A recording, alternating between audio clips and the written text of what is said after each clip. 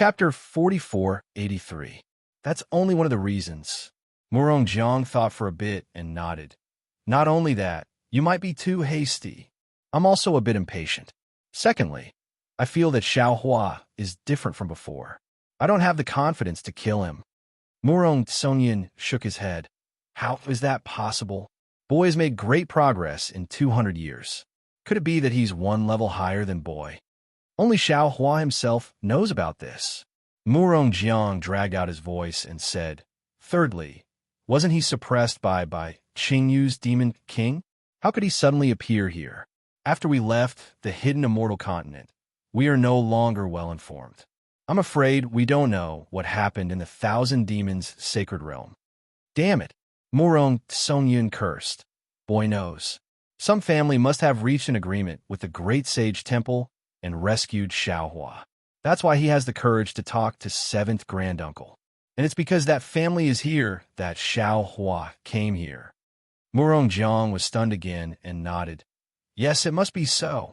Those who can talk to the Great Sage Temple are either first-class families or second-class families. The 4 great families are not in Jiaxing Lu, so they can only be first-class families.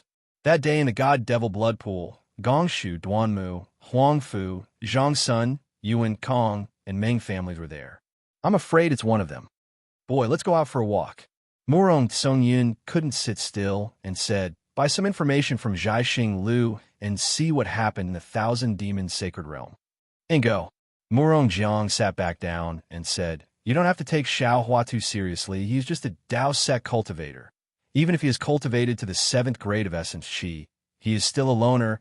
He won't be able to achieve anything big. If he can join our Murong family, it'll be good for you. If he can't, he'll be your enemy in the future. Boy, Murong Sonyin bit his lips and said, boy, I don't believe. I can't win him over. Be careful not to draw fire to yourself. Murong Jiang picked up the scroll he had put down earlier and reminded him, do you still remember the matter of the star-picking tower in the Copper Pillar country? Since you've revealed the dragon bones to the East Sea Dragon Palace, don't act on your own initiative and show up at the auction. That time, Jiaxing Lu had almost found out about the Murong family.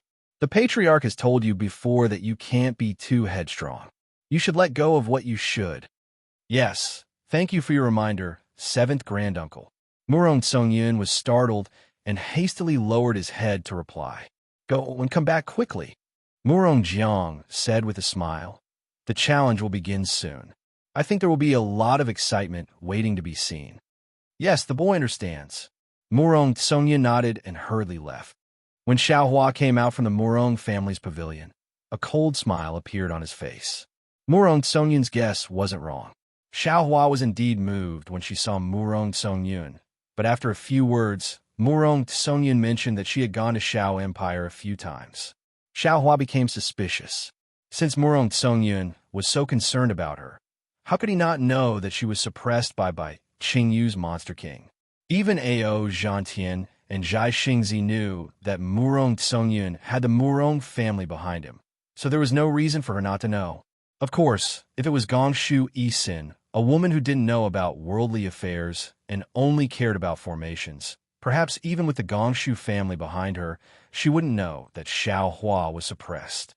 However, Murong Sonyin wanted to stand out in the Murong family. So how could she not care about the news of the 3 continents?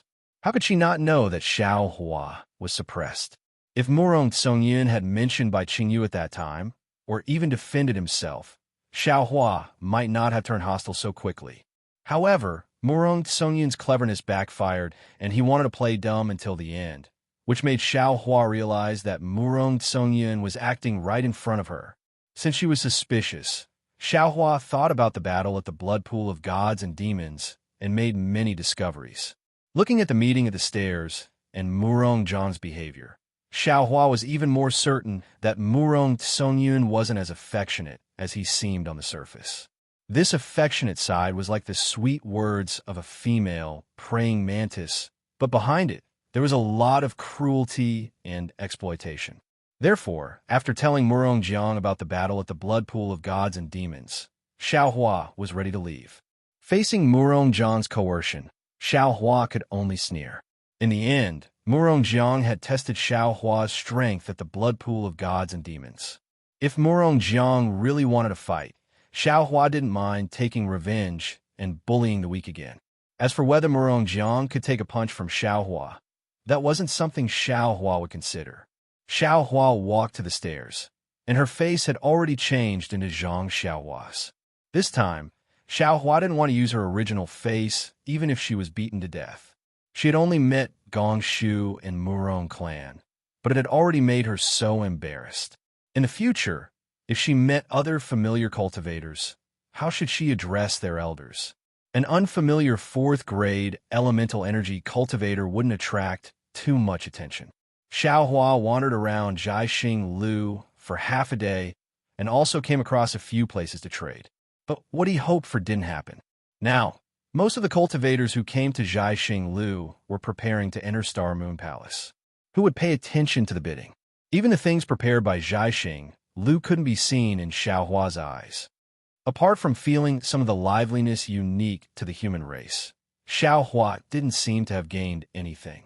Seeing that it was boring, Xiaohua had the intention to withdraw and prepared to return to the top floor to rest.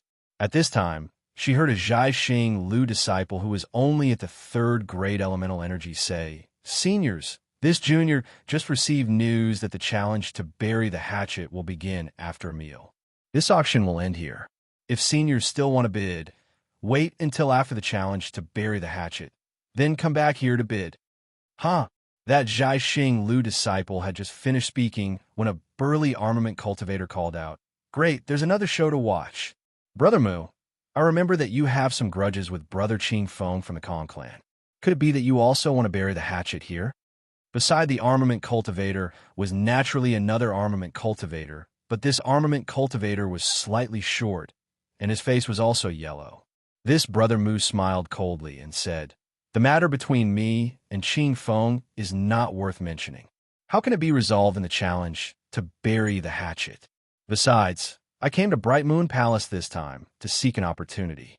It was an opportunity that I fought for with great difficulty from the clan. How can I make trouble for myself before entering?" "That's true." The fat armament cultivator scratched his head and said with a smile, "If not for some grievances that are difficult to resolve, who would fight here? Forget it. Let's go and take a look." Xiaohua was beside these 2 armament cultivators. He looked at these 2 Confucian cultivators whose strength was only at the upper middle of 5th grade essence force and muttered in his heart. Previously, Xiaohua did not know the origins of Star Moon Palace and felt that it was very mysterious.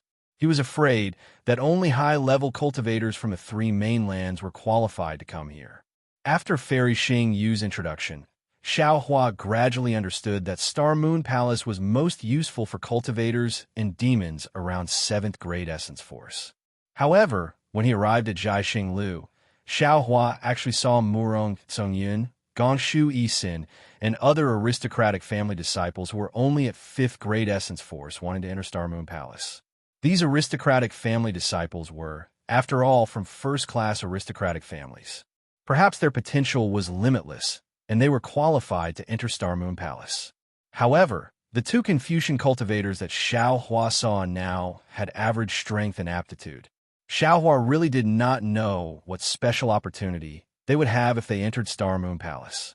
However, when he saw the smug look on their faces, Xiaohua somewhat understood. At this point, the opportunity in Star Moon Palace was no longer important. What was important was whether or not they could obtain the qualification to enter Star Moon Palace. This was a kind of glory, a capital that could be flaunted. Sigh. In the eyes of Fairy Xingyu and Su Ji, Star Moon Palace is a matter of life and death. In the eyes of Gongshu Jingye and Murong Jiang, it is an opportunity for a breakthrough. However, in the eyes of many cultivators, it has become a kind of qualification. Xiaohua sighed. I have to say, in the eyes of different people, the same thing will have different effects. No matter how good the opportunity is, when it is fought over by everyone, it will also change its meaning. Seniors, there is no need to be anxious. Just as Xiaohua was about to leave, the Jiaxing Lu disciple in the auction hall said loudly. After a while, Zhaixing Liu will use the defensive array in the building to send all of you to the place where the former enmity will be buried. Haha, really? The fat armament cultivator had just taken a dozen steps when he heard this and could not help but laugh. This Zhu's primordial stones are... At this point, the armament cultivator surnamed Zhu seemed to have spilled the beans and hurriedly shut his mouth. His two small eyes looked around, and his face turned a shade of red. Brother Mu was also stunned, but he smiled slightly and said, "That's right, Zhaixing Liu's arrangement is excellent. When I met Brother Zhu in the hidden immortal continent, wasn't it also at Zhaixing Liu? I remember that day." Yes. Seeing that Brother Mu had changed the topic, the armament cultivator surnamed Zhu hurriedly interrupted. His pair of small eyes looked left and right. When he saw Xiaohua not far away with a faint smile, he fiercely glared at Xiaohua. Xiaohua innocently shrugged his shoulders. He also did not want to hear it, but this armament cultivator surnamed Zhu's voice was very loud. Not only Xiaohua, but many people nearby also heard it. A few of them could not help but laugh. Swoosh! In just a moment, a nebula began to appear all around the auction hall. This nebula surrounded the several thousand feet large auction hall. Moreover, as the nebula spread down the four walls, the entire auction hall began to become transparent. One by one, brilliant stars appeared in the nebula. When the nebula gradually disappeared, the brilliant stars revealed different human figures. At this time, the auction hall had already turned into a star shape. Chapter 4484. Boom! High up in the sky, there was a rumbling sound. Rings of light that were more dazzling than ordinary stars appeared. These rings of light were a few miles in size and rapidly expanded, enveloping an area of 100 miles. At this moment, streams of divine senses, elemental senses, and even more clear sight lights were scanning the entire starry sky. It seemed a little chaotic. Gotcha! There was another rumble of thunder. The rings of light began to turn transparent, and huge subbodies appeared from within. Although the rings of light were extremely tall, everyone could see everything within them clearly. Those subbodies were Murong Jiang, Gongshu Jingye, and the other martial grandmasters who were around the 7th grade of elemental power. These martial grandmasters released their vital energy and condensed it within the rings of light. Layers of confinement fell from the sky like city walls, enveloping the entire starry sky. The messy divine senses and clear sight lights from before were immediately swept away. No one dared to show any recklessness in front of the martial grandmasters. Xiaohua stood on a star that was slowly rising. He squinted his eyes and looked at the martial grandmasters within the rings of light. The rings of light were huge, and there were many martial grandmasters. Xiaohua scanned with his eyes and knew that there were close to 200 martial grandmasters. This meant that there were close to 200 martial grandmasters who came to Zhaixing Liu to prepare to enter Xingyue Palace. Looking below the rings of light, other than the star that Xiaohua was sitting on, there were hundreds of other stars that were gradually rising. Every star was filled with flickering silhouettes. There seemed to be more than 10,000 people. When all the stars had fallen below the rings of light, boom, there was another rumbling sound. In the middle of the rings of light, a full moon appeared out of thin air. The moonlight was like water, and a woman with picturesque features and dressed in palace attire flew out like a fairy. This woman was not as beautiful as Princess Baiwa, but under the moonlight and starry sky, she had a unique charm.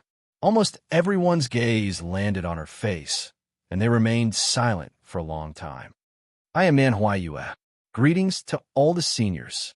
The woman landed and bowed to the martial grandmasters within the rings of light. Under the orders of my palace lord, I am here to help all the martial grandmasters bury the hatchet. Very good. A proud voice sounded from within the halo. Xiaohua looked over and saw a man with a simple face and thick eyebrows. First, the various aristocratic families hosted the challenges. Although it was somewhat legal, I always felt that it was unfair. Ever since Zhaixing Liu hosted the challenges, the situation has improved a lot. Today, this old man is very satisfied with the Starry Sky Arena. Please thank the Palace Lord on behalf of the Duanmu aristocratic family. Nan Huayue replied respectfully, I understand. I will definitely convey Senior's gratitude. All right, we don't need to say any more. The disciples of the aristocratic families all know the rules of the challenge to bury the hatchet. Before entering the Star Moon Palace, it's good to let these little kids stretch their muscles and bones. Gongshu Jingye opened his mouth, his voice like thunder. Yes, this old man hasn't seen so many aristocratic families' disciples gather together to exchange pointers for many years.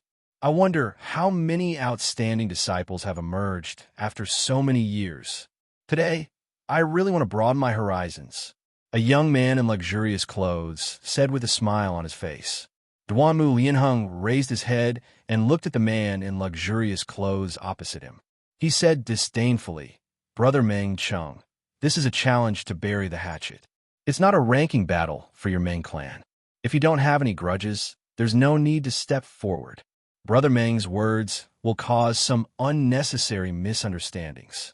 If there are some disciples who are as competitive as Brother Meng and want to stand out in this challenge, it will affect our plans to enter the Star Moon Palace. Why? Brother Duanmu seems to want to settle the personal grudges between us here. The Meng clan's great Grandmaster Meng Cheng did not show any weakness. He smiled and said, although this challenge to bury the hatchet has yet to have a great Grandmaster level battle, things in this world have always started from nothing. This Meng is willing to accompany Brother Duanmu to set this precedent. The words of an important figure had always been a necessity in some situations. None of the disciples present took the words of the Meng clan's great grandmaster seriously. The aristocratic families had many complicated relationships, so it was normal for them to casually tease each other. Unfortunately, just as the few great grandmasters from the aristocratic families were smiling, Duanmu Lianing nodded and said, Good. Then a saber light that was like an exploding galaxy flew across the sky brilliantly and surged violently toward Meng Cheng, who was opposite the full moon. Although the entire starry sky was a part of the fragmentary star Cold Moon Great Array, for the sake of the Confucian cultivators of the aristocratic families challenge, there was no restriction or noble spirit in the starry sky. As the saber light swept past, lines of space cracks were formed, and the endless noble spirit pillar condensed into a phosphorescence that landed on the saber light. The roar completely covered the starry sky, and even the full moon was blown away. Damn it! Mengqing naturally did not expect Duanmu Lianheng to attack, as he pleased. The saber light was already in front of him in the blink of an eye. The cold saber chi treated the halo as nothing and had already landed on Mengqing's subbody when Mengcheng was caught off guard. Tens of thousands of fine lines split open on the subbody, and wisps of true chi flowed out from the fine lines. Meng Cheng did not doubt that if this saber hit him, his subbody would definitely be torn into pieces. Meng Cheng cursed in his heart and roared again, Break! Following this roar, Meng Cheng's subbody suddenly trembled, and a faint shadow flashed. The golden light turned into a fist that broke through the air and rushed toward the saber light that was like a river. The shadow had just appeared, but it was just a shadow. It only crossed a few dozen feet in the starry sky. The countless noble spirit pillar was even more vast than the saber light. The roar continuously crashed into the fist, and the armor inscriptions and tricolored clouds within the fist instantly condensed into a huge fist. The patterns on the fist were clear, and each pattern was a mountain. The tricolored clouds also covered the many mountains and rivers. At this time, the inscriptions on the armor also flowed on the surface of the fist, and a strand of human chi was produced like silk. The entire fist was filled with the unique noble spirit of the Meng family. It was like a mountain that blocked the murderous river of stars. Boom! The mountain-like fist collided with the water-like saber light. The water wrapped around the mountainside, and the mountain broke the water flow.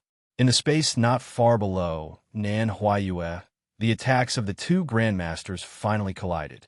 A huge roar sounded, and wisps of lightning actually flashed out. The noble spirit pillar turned into countless tiny vortexes and crazily surged into the starry sky in all directions. Within the lightning, the entire starry sky was shaking. Thousands of explosions were produced everywhere, and the space was torn apart, forming a storm that rushed toward the full moon. Nan Huayue's expression changed greatly. Starlight flashed around her body, and she wanted to escape toward the full moon. However, the noble spirit pillar imprisoned her for dozens of miles around her. Nan Huayue's figure moved a few times, but she couldn't fly out. The wave-like force had already rushed below her. Not only was her palace dress disheveled, even the true energy protecting her body was scattered. At this critical moment, whoosh! The full moon, not far from Nan Huayue, suddenly bloomed with milky white moonlight. The moonlight was like milk spilling out. Wherever it flowed, all the forces were calmed. Not only did the danger around Nan Huayue disappear instantly, even the space that was torn apart by Duanmu Lianheng and Meng Qing's attacks disappeared without a trace. When the moonlight filled the entire place, a tranquil and holy aura was slowly born in the nearby starry sky. The entire place was quiet, and there wasn't a trace of the mortal world. Everyone seemed to be intoxicated in the moonlight paradise. Senior Duanmu, Senior Meng, Nan Huayue suppressed her panic and said with a smile, "If the two of you want to participate in the challenge to bury the hatchet, it's naturally possible. However, you still need to report to me. Otherwise, wouldn't it be improper? Haha, we're all boorish people. We've truly disturbed the fairy." Meng Cheng was the first to speak, and he said with a smile, "This old man apologizes to the fairy in person." Hearing Meng Cheng's gentle and refined voice and his lukewarm tone, how could the boorish person he spoke of be himself? He was clearly mocking Duanmu Lianheng. However, Duanmu Lianheng also snorted coldly and didn't reply. Gongshu Jingyi smiled and said, "This old man heard that the Duanmu family was going to put on a good show today, but I didn't expect that the main character wouldn't appear and Brother Duanmu would actually be a walk-on. This old man really doesn't understand. Are they trying to put on a show of strength? Or does Brother Duanmu really want to spar with Brother Meng Cheng?" Another voice sounded from afar, and he said with a smile, "That's right. If Brother Meng Cheng and Brother Duanmu fight, I'm afraid we'll have two fewer opponents entering the Star Moon Palace. Why wouldn't we be happy? Hurry up, seniors." Nan Huayue pursed her lips and said with a smile, "Duanmu and the two seniors from the Meng family are just joking with me. You don't have to take it seriously. Seniors, if it's possible, can we bury the hatchet and start the challenge now?" "Yes, let's start." Duanmu Lianheng's voice sounded slightly cold. Meng Qing also smiled and said, "Fairy Nan, please start. We'll listen to Zhai Xing Lu's arrangements from now on." We don't dare." Nan Huayue said respectfully, "This junior is only cooperating with the seniors. The real decision is in the hands of the seniors." After she finished speaking, Nan Huayue raised her hand and took out a round purple square cauldron from her palace dress. She said, "Seniors, please put the names of the fellow immortals who are participating in this challenge into this general dispatch cauldron. This junior will invite these fellow immortals out one by one according to the rules of the challenge." Swoosh, swoosh, swoosh. As Nan Huayue sent the general dispatch cauldron into the starry sky, the jade eyes in the hands of the various great grandmasters turned into shooting stars and fell into the cauldron. Every time a jade eye fell, the sound of a drum would be heard from the cauldron. After the jade eyes disappeared, the sonorous and powerful battle drum formation music also left a lingering sound in the starry sky. Fight, fight, fight. The battle drums had just stopped, but the sound of thousands of horses neighing could be heard again. Chapter 4485. Thump, thump, thump. Another slow and heavy beat of the drum resounded. Nan Huayue's voice was filled with gentleness and desolation as he said, "According to the rules of the challenge to bury the hatchet, the aristocratic family's ranking will be the first to step out." As he spoke, a thunderous drumming sound rang out. Two extraordinarily handsome Pegasus phantoms flew out of the cauldron. Each of the Pegasus was carrying a square token. The flying horses landed in front of Nan Huayue. They snorted and flapped their wings. They looked exactly like divine steeds. Nan Huayue raised her hand and took the 2 tokens from the horse's back. The flying horses neighed and disappeared into the starry sky. Nan Huayue raised her left hand. Her eyes flashed, and she smiled. The first round is Duanmu Qing from the Duanmu family. As she spoke, she glanced at the other token and read, Mo Jianli. Mo Jianli? Who is Mo Jianli? The moment Nan Huayue spoke, all the aristocratic family disciples were stunned. The few Confucian cultivators around Xiao Hua began to discuss. How come I didn't know there was a Mo family? Could it be that I am ignorant? It's not that you are ignorant. This Mo Jianli is probably not an aristocratic family disciple. That's why we didn't know. Furthermore, according to what I know, the aristocratic family with a higher level will go first. If their opponent is not from the aristocratic family, they will go first. After all, this is a challenge between aristocratic families. If they don't show off their aura, how can they succeed? This Mo Jianli is unlucky. Another person said in a low voice. It would be good if someone else was the leader of the Duanmu family. This senior's temper is not good. This Mo Jianli actually offended a Duanmu family disciple. I'm afraid he won't be able to leave alive. That's right. His anger was blocked by Great Grandmaster Meng just now. He has nowhere to vent it. If he has nowhere to vent it, he can't do it himself. This Duanmu Qing is only at the 4th level of essence energy. How powerful can his enemy, Mo Jianli, be? If he were to make a move, wouldn't he lose face first? As everyone was discussing, 2 faint beams of light flew out from the full moon and landed on 2 stars. Duanmu Qing, who looked like an elegant young master, flew into the starry sky along with the moonlight. She held a folding fan in her hand and looked very elegant. Under the other light beam, Mo Jianli flew out, looking slightly sloppy. Mo Jianli looked old. In the past 200 years, he had experienced all the sufferings of the world. He had seen all the vicissitudes of the world. He did not care about clothes anymore. Looking at Mo Jianli, one could see the maturity of the vicissitudes of life. Now, compared to Duanmu Qing, he was an uncle. Boom! Before Mo Jianli could land in front of Duanmu Qing, the entire place was filled with laughter. That Meng Cheng even shouted, "The disciples of the Duanmu family are really not making any progress. A Zhongshe disciple actually can't get along with a literary master. If this was my Meng family, I would have killed him with a single slap." Ha!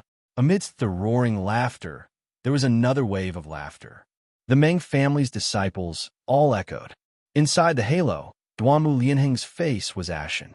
His 2 eyes stared at Duanmu Qing's back, and anger rose in his heart. Duanmu Qing was from a side branch of the Duanmu family. Duanmu Lianheng originally did not care about it.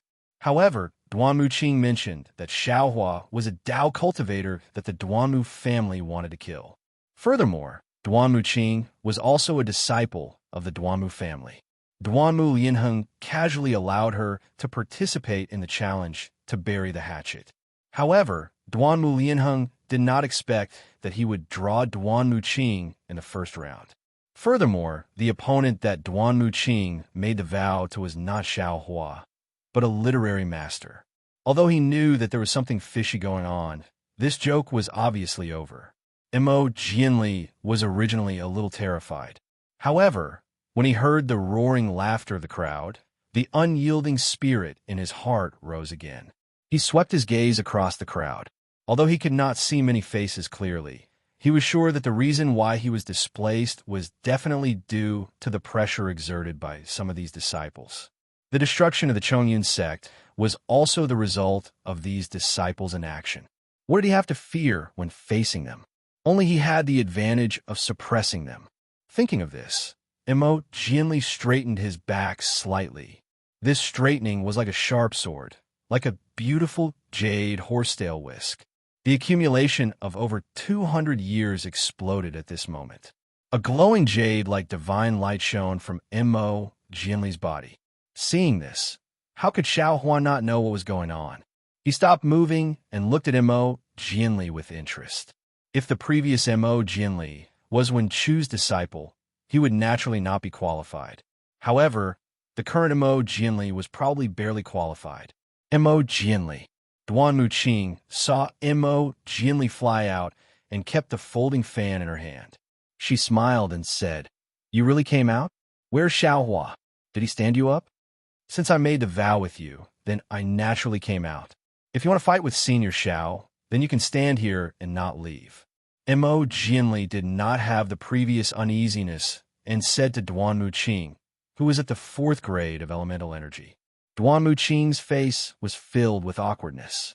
She did not dare to reply casually. She looked around and did not see Xiao Hua's shadow. She said, "If Xiao Hua does not dare to come out, you are also not my opponent. How about this? You apologize to me on behalf of Xiao Hua, and this challenge will end here." "No way." Mo Jianli shook his head and said, "What Senior Xiao did was not wrong. Why should he apologize to you? If we talk about the matter itself, you should be the one apologizing. Of course, since it is a challenge to let bygones be bygones, there is no point in saying all this. I accept the challenge from the aristocratic families." Mo Jianli finished his sentence in one breath. Duan Muqing was so angry that she almost fainted, because at this moment, he had no way of explaining anything. He had already become a profligate son who used his power to bully others. "All right," Duan Muqing nodded and said, "Since that is the case, I will fulfill your wish. If Xiao Hua does not come, I will fight with you." "What if Senior Xiao comes?" Mo Jianli said sarcastically. "Are you going to be a coward?" Mo Jianli. Duan Muqing was completely enraged. She roared angrily, "This is a challenge to let bygones be bygones. Don't show off your filthy words.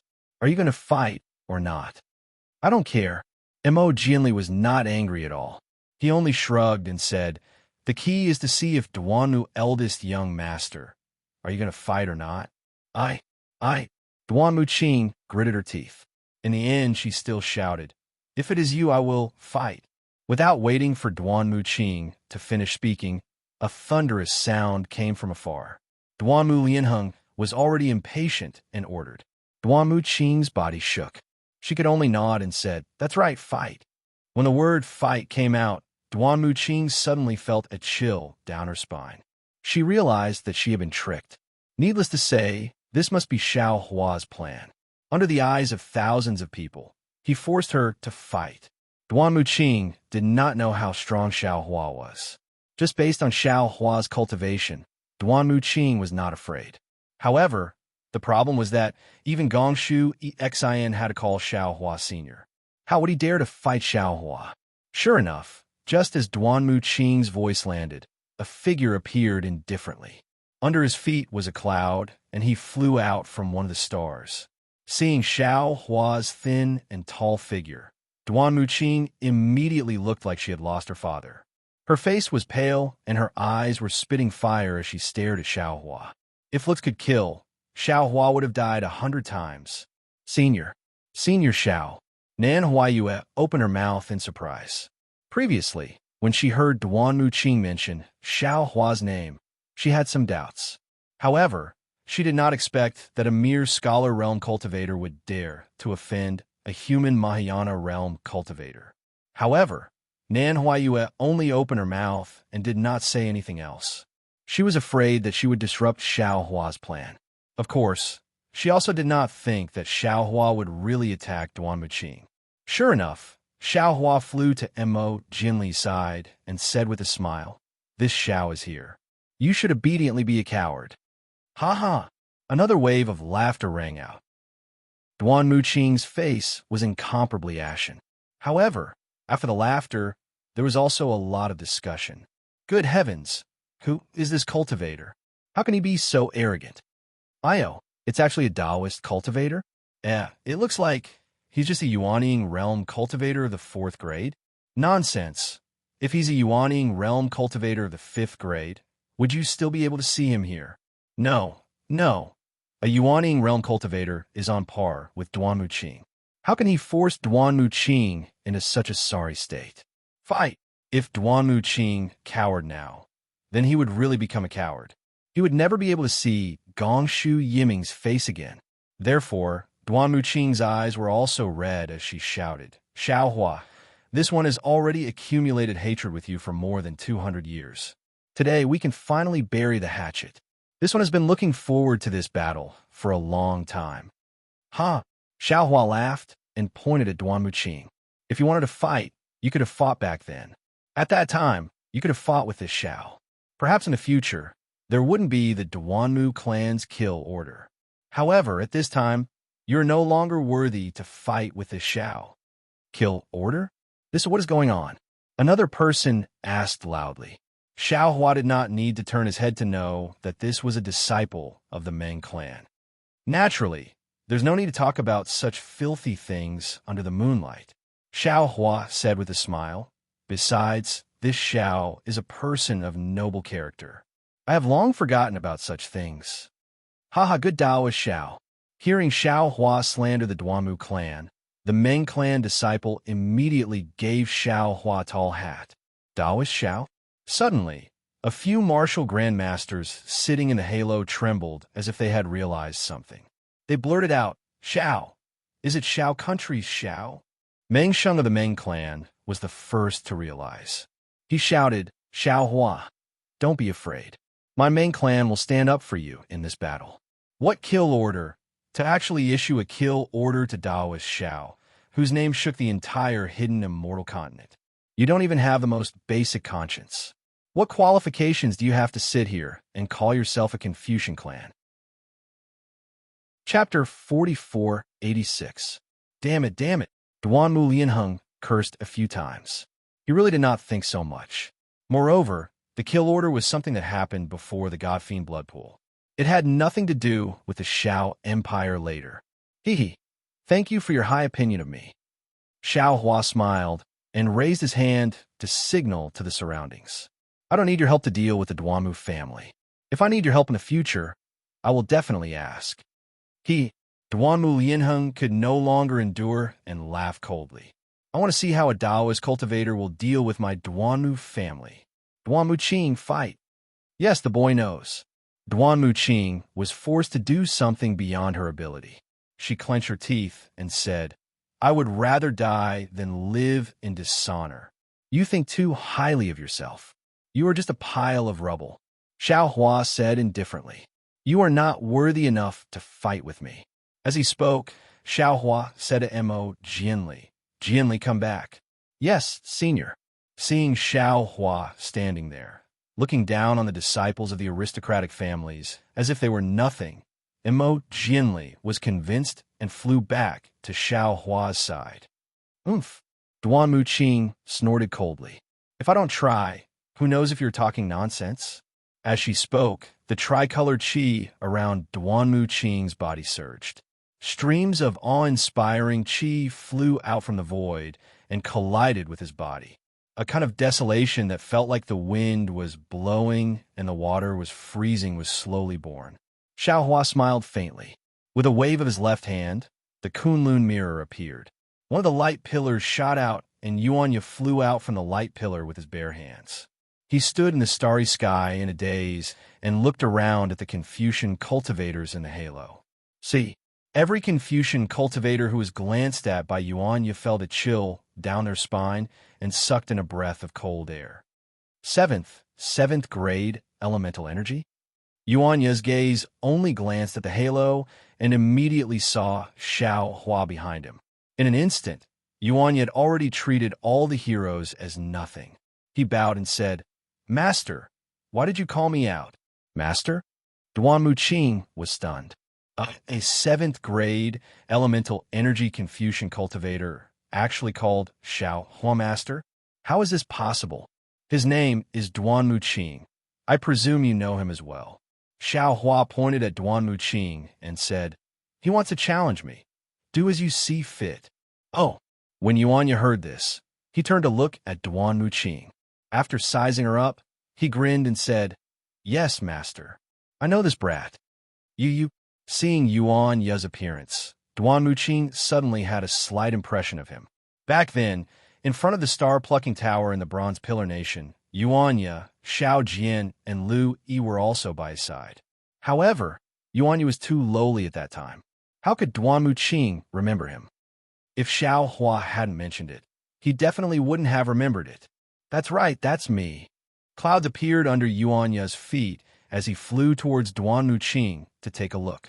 He continued to say, "So, it is the awe-inspiring young Master Duanmu from that night. It has been many years since we last met." As he spoke, Yuanya shouted in a deep voice, "Back then, you were so arrogant and domineering. You sat on the dragon horse flying chariot and were so arrogant. Today, take a punch from me." As Yuanya's voice fell, a boom sound broke through the air.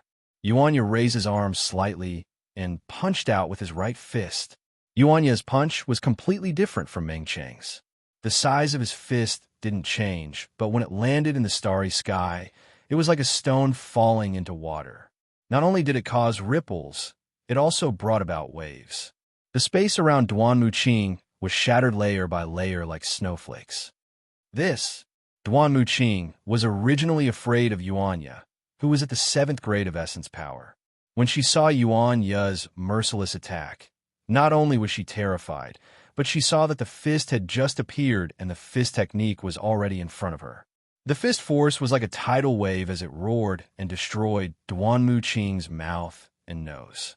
Furthermore, a ferocious flame that covered the sky and covered the earth firmly imprisoned Duan Muqing like a hungry wolf hunting for its prey. Everyone was shocked. The close to 200 Confucian martial grandmasters were also dumbfounded. This was because they had just seen Yuanya's fist dance, and his fist had just left a mark in the starry sky. Yuanya's fist had already landed on Duan Muqing's body without any exaggeration. Pooh! It was a very ordinary sound, not much louder than the sound of a flower bud blooming.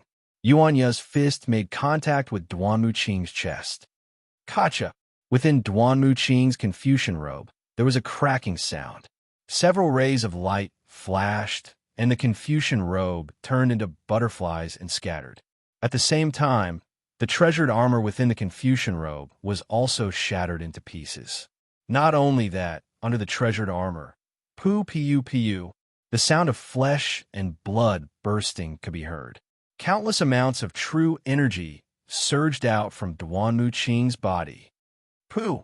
There was another muffled sound. Duan Muqing raised her head and spat out a mouthful of blood. The blood was mixed with a rich, 3-colored true energy. This true energy and blood actually transformed into a dim jade lotus in midair. However, this jade lotus disappeared in a flash. Duan Muqing's body was like duckweed as she slowly descended from the starry sky. Damn it! Duanmu Lianheng raised his hand and waved. Just as a ray of cloud was about to fly out, Nan Huayue raised his hand and pointed. A ray of moonlight covered the unconscious Duan Muqing. This fist wind was filled with blood. If a cultivator hadn't heard of the blood massacre, they definitely wouldn't have such a fist wind. Although Duanmu Lianheng's cultivation seemed to be slightly stronger than Yuanya's, his morale definitely couldn't compare to Yuanya's, who had fought to the death with the Devil Clan. Puff, puff, puff. Like an explosion, the protective layer around Duanmu Lianheng's body rushed into his body through his hand. Not only did the explosion cause cracks to appear on Duanmu Lianheng's Confucian cultivation, it even created ripples in the nearby starry sky. Senior Duanmu. Before Duanmu Lianheng could circulate his true qi to resist this fist wind, Nan Huayue anxiously said, "You're not in the general dispatching cauldron, so you can't do anything." Duanmu Lianheng hurriedly retreated and took a deep breath. The clouds around his body surged once again, and he barely managed to disperse Yuanya's fist wind. Then, he pretended to be innocent and pointed at Yuanya, saying, "This Senior Yuanya is the disciple designated by Senior Xiao, so he's in line with the rules of the challenge to bury the hatchet." Nan Huayue said, "We didn't receive Duan Muqing's order, so if you want to do anything, you can put in the command talisman again." All right, how could Duanmu Lianheng show weakness? He narrowed his eyes and said, I'll challenge this Taoist Shao. Just as Duanmu Lianheng finished speaking, Nan Huayue, Duanmu Lianheng, and many other Confucian martial grandmasters shone with a radiance. Nan Huayue was startled. She raised her hand and picked up a jade pendant. Her clear gaze fell upon it, and a surprised expression appeared on her face.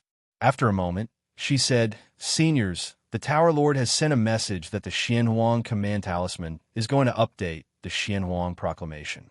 Junior remembers that all the seniors have bid for the Xianhuang Proclamation for my Zhaixing Lu. Presumably, it was the Tower Lord who sent the message to all of you. If it's possible, Junior will announce the Xianhuang Proclamation here." "All right." Meng Cheng clapped his hands and smiled.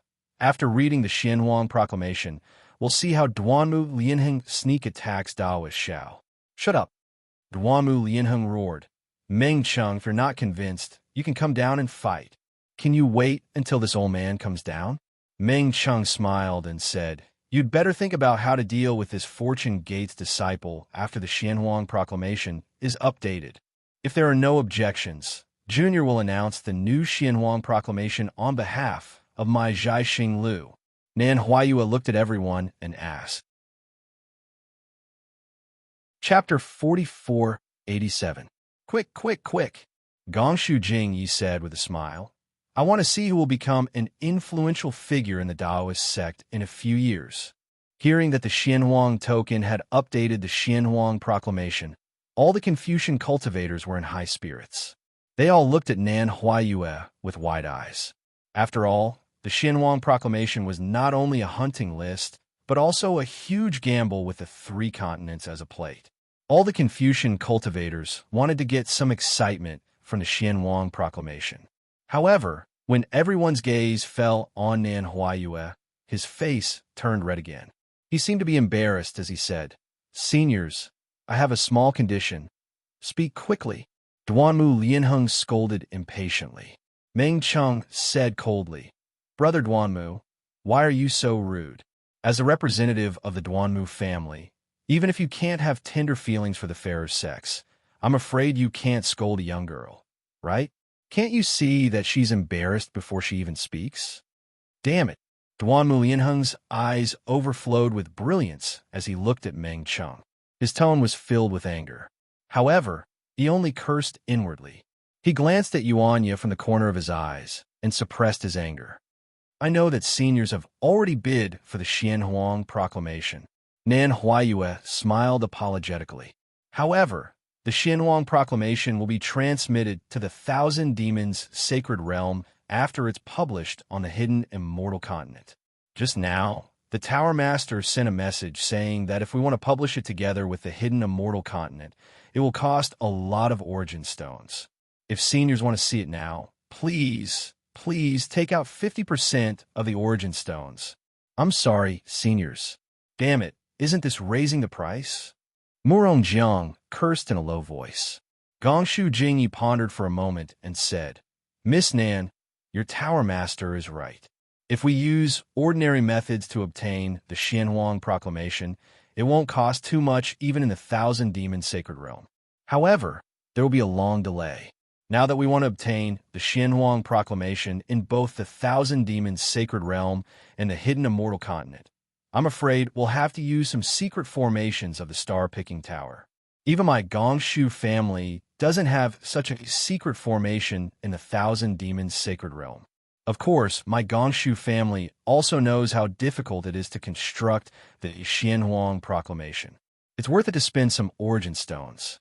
Fine, my Gongshu family is willing to take out these primordial stones." As he spoke, Gongshu Jingyi sent a voice transmission to a star in the distance.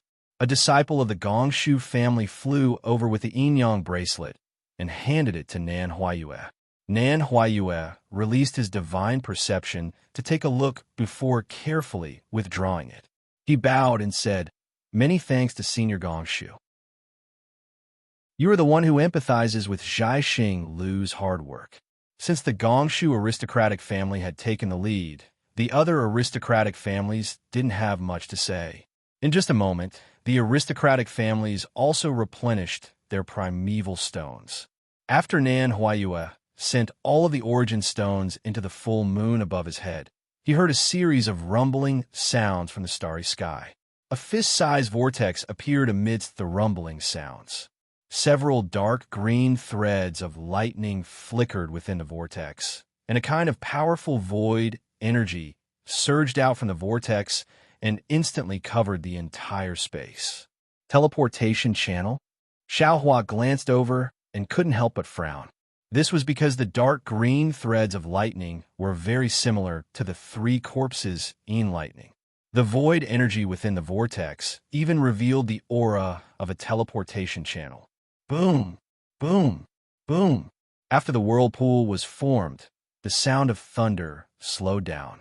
However, with every rumble, the whirlpool would increase in size. In less than half a cup of tea's time, the space above the full moon was enveloped by the whirlpool. At this time, the vortexes overlapped and became heavier, like rotating stars. An incomparably vast aura came from the vortexes, and between the vortexes, the strands of lightning that were like hair before were now like horned dragons. These lightning bolts were connected to different vortexes, and as they flickered, they seemed to have the power to destroy the world. Other great masters might not have felt anything, but Gongshu Jingye's eyes flashed with silver moon pupils, and his face showed astonishment. The Gongshu family had always been famous for their arrays, and Gongshu Jingye was also an array master. However, he had never seen the Gongshu family build such a huge defensive array. Moreover, in his silver moon pupils, he didn't see any trace of a defensive array at all. He didn't even see the Dharma power of an ordinary Taoist array. No wonder Zhaixing Liu is so powerful. Gongshu Jingye thought to himself in surprise. Just from this inexplicable array, I can see how extraordinary Zhaixing Liu is from one side. Not to mention my Gongshu family. Even the four great families might not be able to build such an array in the Thousand Demons Sacred Realm to directly receive the news of the Xianhuang token updating the Xinhuang list, right?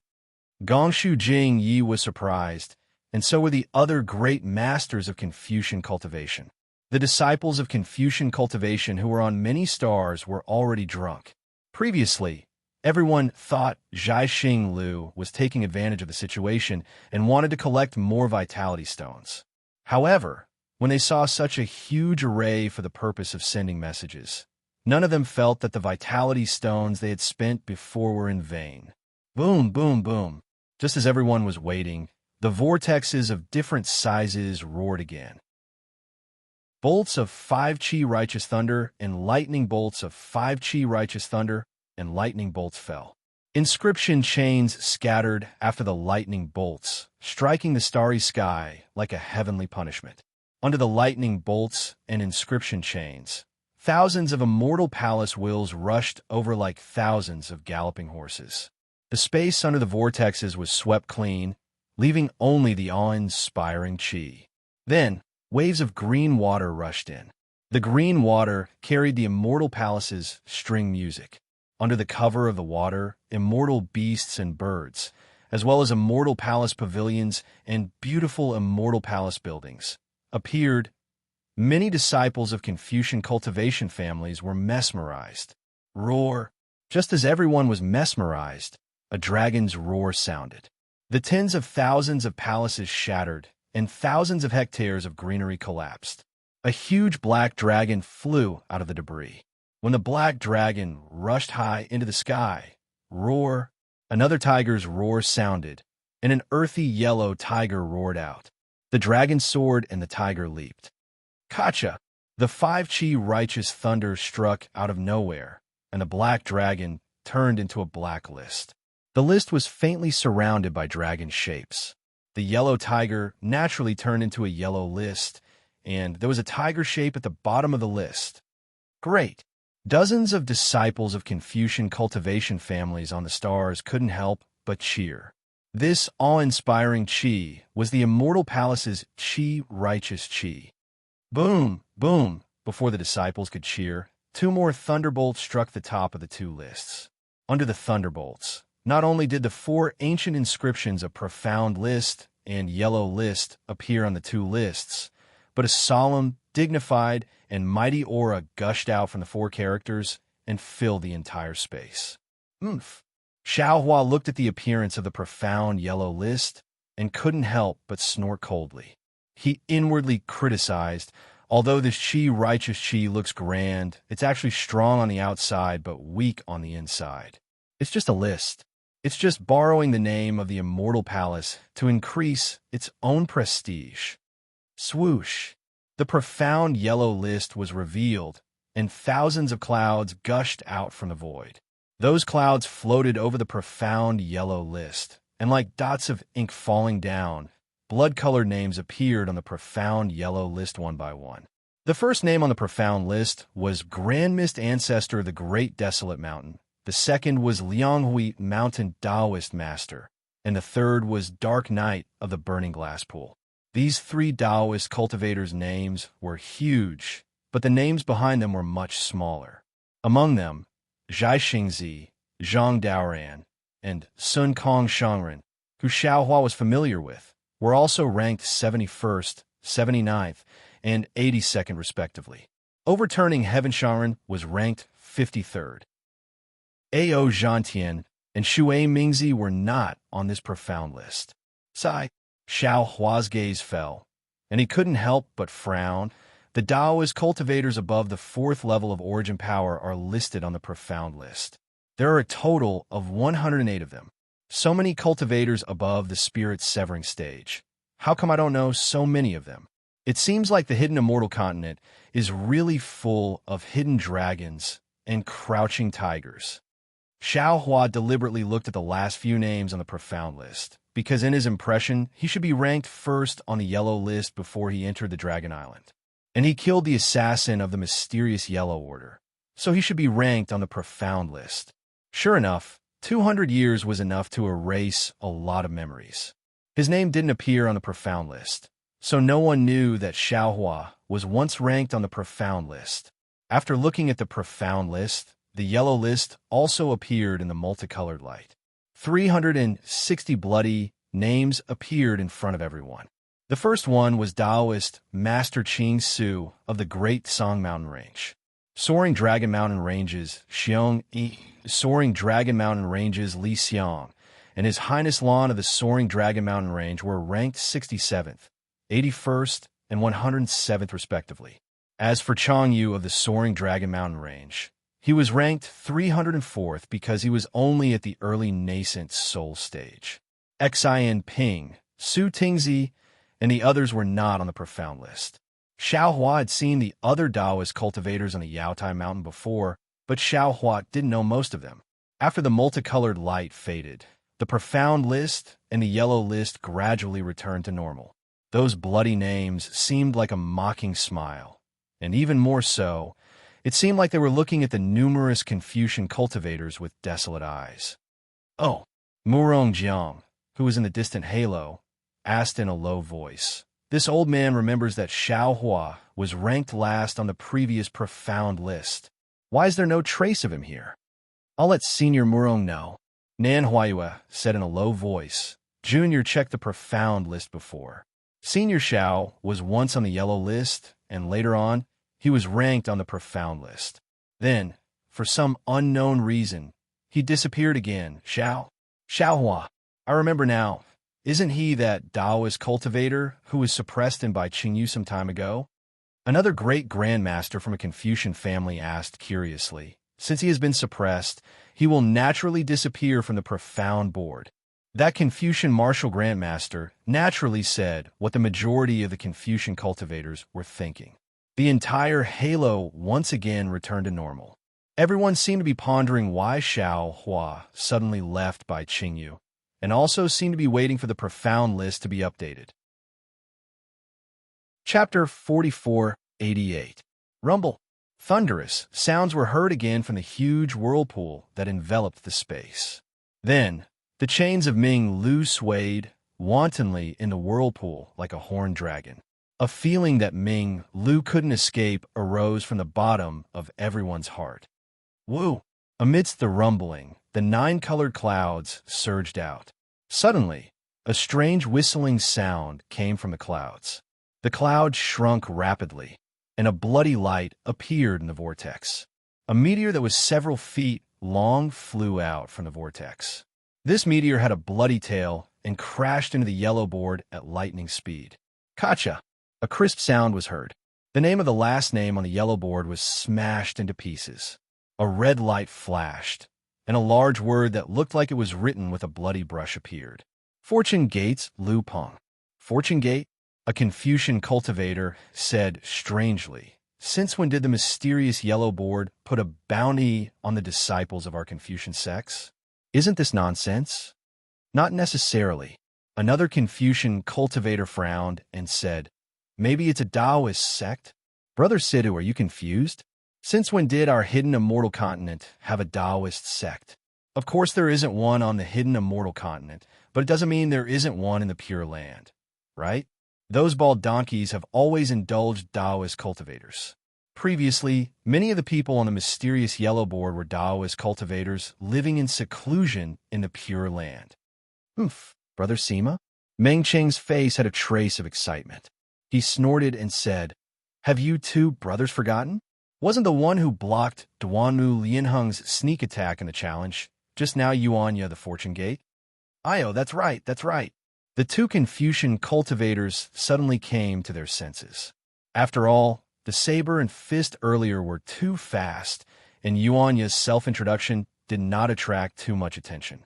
If Meng Cheng had not mocked Duanmu Lianheng for being a Fortune Gate disciple, he probably would not have remembered. Fortune Gate? With Meng Cheng's reminder, in the entire space, more than 10,000 Confucian disciples and hundreds of Confucian cultivator families all looked at Xiao Hua and Yuanya.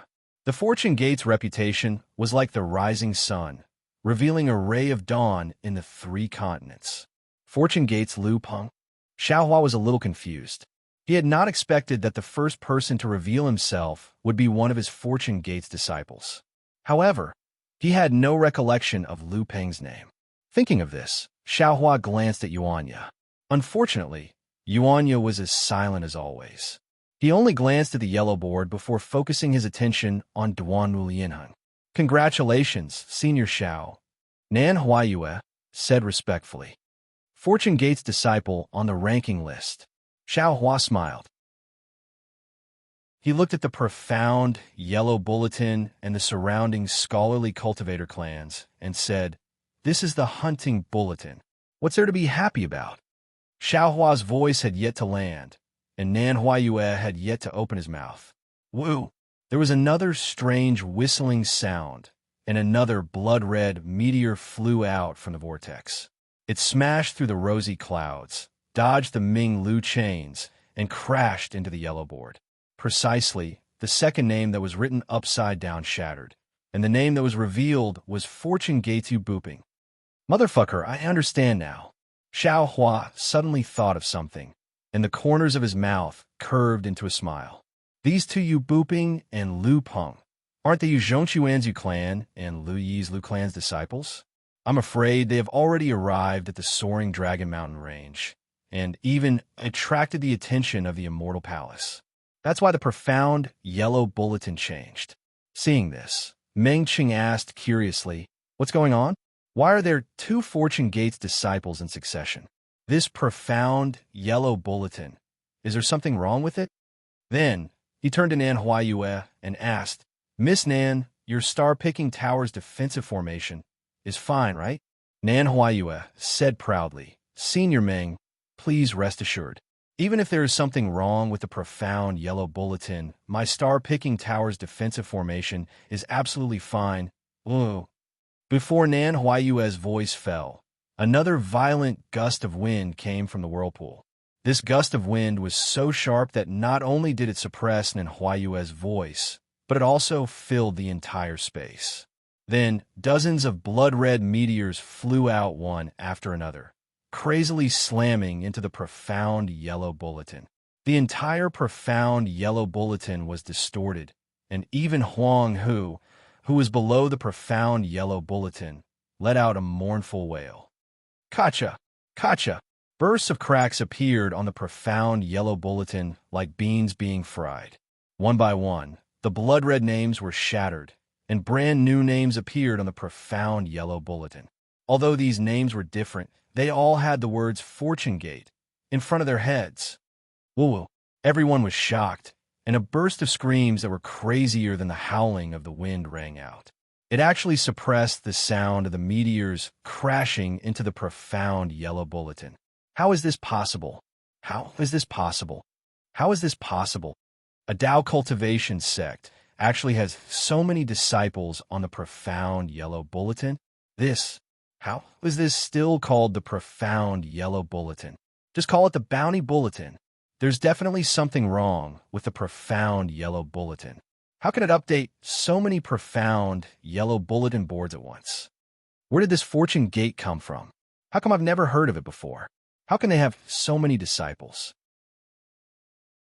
In other words, the Fortune Gate had a total of 130 nascent soul disciples.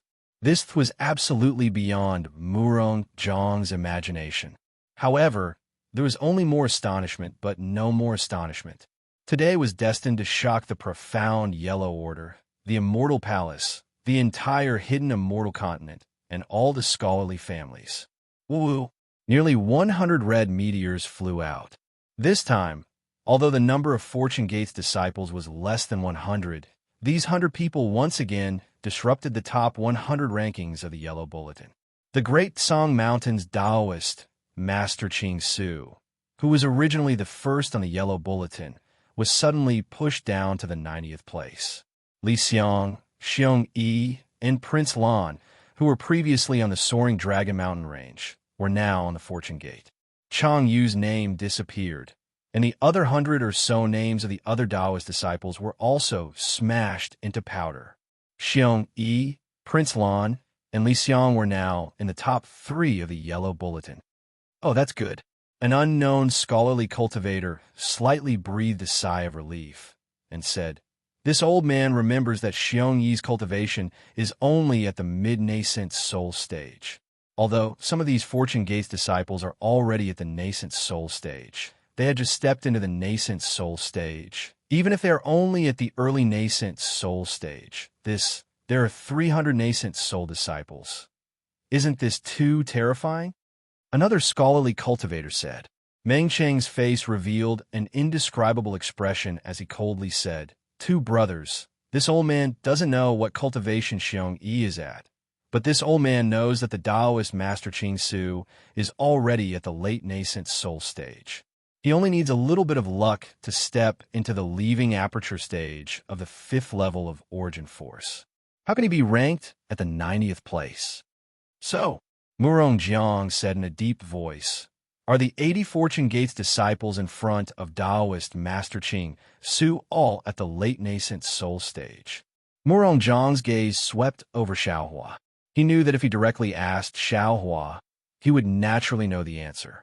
Unfortunately, he had already seen Xiaohua's gradually revealing ferocity. Not to mention him, even if all the scholarly cultivators present stood up and asked Xiaohua a question, who would dare to say a word? This old man knows. Gongshu Jingye said, because Xiong Yi, Li Xiong, and Prince Lan are the Fortune Gate's commanders, they are ranked at the very front. How much does the Fortune Gate occupy on the Yellow Bulletin? Duanmu Lianheng asked in a daze. Chapter 4489. Brother Duanmu, can't you see for yourself? Meng Cheng asked indifferently. It's easy to recognize. The entire yellow board is filled with Fortune Gate disciples. Other than the 9 Grand Mist Ancestor subordinates, the other 351 names are all Fortune Gate disciples. Is there any meaning to this yellow board? Gongshu Jingye looked at Xiaohua's back with a complicated gaze. He was a little absent-minded. Does the mysterious yellow board dare to attack these Fortune Gate disciples? After saying that, Gongshu Jingye closed his mouth. The crazed atmosphere disappeared. Everyone held their breaths as they looked at the profound board. The vortex in the sky was spinning more and more violently. The inside of the vortex was like a lightning pool, with thousands of lightning bolts wreaking havoc and thousands of chains dancing in the air. It's coming, An excited female disciple screamed, pointing at one of the outer vortexes. Sure enough, there was a black star that was much bigger than before. This black star was in the shape of a dragon, and the starlight trailing behind it was like a dragon's tail. Boom! After the black light passed, one of the inscription chains was destroyed, and the last name on the profound board was shattered. When the blood-red clouds flashed, another blood-red name appeared. Fortune Gates Lujan. Wow! Everyone was looking forward to this result, but when they saw this result, they couldn't help but cry out. How is this possible? This Fortune Gates commander is just a mid-nascent soul realm cultivator. How can their disciple reach the out-of-aperture realm? However, after the first wave of clamor, everyone's gaze involuntarily fell on Yuanya. Yuanya claimed to be a Fortune Gate disciple, and his strength was obviously not inferior to a peak 7th grade Origin Energy Martial Grandmaster. Since Yuanya was in front, this Lu Zhan being ranked last on the profound board was nothing, right? After everyone looked at Yuanya, everyone, including the scholarly cultivator family's martial grandmasters, looked at Xiaohua. A common question arose in their hearts. Since Yuanya was a 7th grade Origin Energy Martial Grandmaster, then, as Yuanya's master, Xiaohua's strength, what was his cultivation level? What was the 8th grade Origin Energy Martial Grandmaster's cultivation level? Could it be 9th grade Origin Energy Martial Grandmaster? Xiaohua's mood was different from others. Other than pride, there was only pride in his heart. In the past, he was merely the yellow list's first place, but now, Lu Zhan, a Fortune Gates disciple whom he didn't even know about, could be ranked on the profound list. Woo-woo. Following that, more and more profound stars flew out from the vortex, breaking everyone's astonishment again and again. Unsurprisingly, all the profound stars that entered the profound list were Fortune Gates disciples. Each and every one of their names lit up the Fortune Gates morning sun like a blazing sun. The brilliance of the scorching sun tore apart the Xian bulletin and occupied nearly 60% of the positions. The updating of the Xian ranking was somewhat different from that of the Huang ranking. Most of the time, names were updated one after another, unlike the Huang ranking.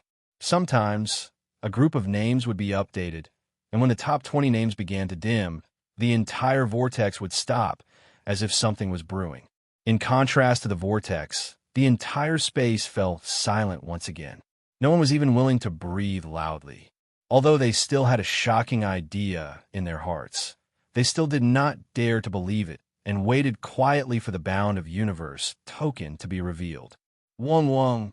The vortex finally moved, and a huge profound star flew out from the vortex. The lightning and chains were shattered by this profound star. The profound star streaked across the space, creating a rumbling sound that shook the entire space. The profound dragons surrounding the profound list were somewhat uneasy, and they struggled with all their might, wanting to rush out of the profound list. Boom! The profound star fell, shattering the 20th name, and Fortune Gates Fu Jiwen's name was written on it. Fu Jiwen. Did the profound yellow list make a mistake? Within the halo, a middle-aged man couldn't help but shout, or maybe it's someone with the same name? My Fu family's Fu Jiwen should be a Confucian cultivator. How can he be ranked on the profound yellow list? Brother Fu? Don't worry. An old man next to him laughed and said, "This is definitely not your Fu family's Fu Jiwen.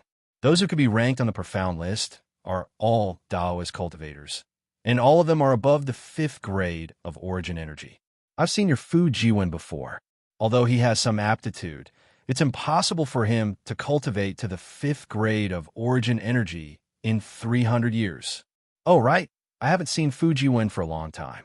Which Confucian did he become a disciple of?" The middle-aged man laughed and said, "I'm not sure about that. Not to mention Fu Jiwen, I haven't seen him for nearly 200 years. Even his parents seem to have suddenly disappeared. I haven't seen him for many years." The two men's voices weren't loud, but Xiaohua heard them clearly. Xiaohua frowned as he looked at the profound list. He somewhat understood. Just as Meng Chang said, Fu Jiwen's cultivation was one of the best among the Fortune Gate's disciples, but he didn't have any descendants. His power on the Shanhua continent was far from a Yu family and Lu family, so he was only qualified to be ranked at the bottom of the profound list. That's not right. Xiaohua looked at Yuanya beside him and said inwardly, Yuanya is a loner, and his strength can't be compared to Fu Jiwen. How can he be ranked above Fu Jiwen? Oh, I understand. The Immortal Palace must have fought with Fu Jiwen and the others to create this list. Yuanya has always been in the Thousand Demons Sacred Realm, so his name probably isn't on the profound list. While Xiaohua was pondering, another black star flew out from his mouth and landed on the profound list. The 18th name shattered, and in a split second, it was revealed to the left of the 57th name, and that 57th name was not a Fortune Gate disciple. Fortune Gate's Wang Baifei. Although they knew that this Xian star was most likely a Fortune Gate's disciple, some of the Confucian cultivators on the star couldn't help but exclaim. Even star-picking Lu's Nan Huayue stole a glance at Xiao Hua and asked in a low voice, Senior Xiao, are these two seniors really your disciples? And Xiao Hua didn't hide anything and nodded. He then looked at Mo Jianli and said with a smile, They're the same as Mo Jianli, but this old man hasn't mentioned it to him yet, so I don't know if he's willing. Mo Jianli had long been fascinated by this scene. He really couldn't believe that the Dao Gates cultivator, who was only a low 4th grade origin Qi cultivator, was now the sect master of a Dao Gates sect. Moreover, this Dao Gates disciple had almost completely refreshed the profound yellow list that the Confucian cultivators were so proud of. What was even more unbelievable was that he had actually become a member of this terrifying sect. Now that he heard Xiao Hua mention him, Mo Jianli hurriedly bowed and said, Senior's gift really makes this junior fearful. It's this junior's honor to be able to enter the Fortune Gate. Good. Xiao Hua nodded. As long as you're willing, this profound yellow list will have your name on it sooner or later. Nan Huayue pursed her lips and said with a smile, Senior Xiao, you've said before that this profound yellow list is the Confucian cultivator's hunting list. What's there to be proud of about being on this list? Xiao Hua's eyes were like stars as he looked at the profound yellow list high in the sky and said with a smile, That was in the past. Today, my Fortune Gates disciple is on the profound yellow list. In the future, this profound yellow list will become the heroes list of the 3 continents. Xiao Hua's words were quite heroic. If others heard it, they would inevitably think that Xiao Hua was bragging. However, in Nan Huayue's ears, it was so natural. She didn't doubt that the appearance of the Fortune Gate would definitely fulfill Xiao Hua's words. Boom! While they were talking, another profound star flew out and shattered the 15th blood-colored name. The blood-color name flew to the 50th place and reformed. Fortune Gates Yuanya. When Yuanya's name appeared, tens of thousands of eyes fell on the bare-handed Yuanya, and noisy discussions rose again. This is Yuanya. He's really powerful to be able to be ranked 15th on the profound list. The strength of the Dao Gates cultivators on this year's profound list is too abnormal. Peak 7th grade origin force is actually only ranked 15th. I remember that 400 years ago, the first place on the profound list was only its 6th grade origin force. The powerful one is the Fortune Gate. Another voice said, within the profound list top 20, there are already 3 Fortune Gates disciples. I wonder how many of their disciples will be able to enter the profound list. Looking at Yuanya again, although he was the center of attention, these gazes were nothing in his eyes. He simply didn't care about what others saw and only paid attention to Duanmu Lianheng in the distance. He didn't even glance at his own name appearing on the profound list. As for Duanmu Lianheng, he felt bitter in his mouth. Although he knew that Yuanya wouldn't make a sneak attack, he didn't dare to be distracted when facing such an opponent. He could only look at the profound yellow list while being vigilant against Yuanya. At this moment, he was already somewhat regretful. The current Fortune Gate, not to mention him, even the Duanmu family couldn't be its opponent. Why was he so obsessed at that time to listen to Duanmu Qing's bewitchment? Of course, Duanmu Lianheng's heart was filled with despair because he wasn't the only one who was obsessed. The Duanmu family's absolute kill order was the real reason why the Duanmu family might be annihilated by the Fortune Gate. What other Fortune Gate's disciples are there before Yuanya? A series of questions arose in the hearts of the crowd. Everyone's gaze shifted from Yuanya's calm face to the vortex. Woo! Another profound star appeared and fell into the 11th position. A blood-red name appeared. Fortune Gate's Xian Songzi.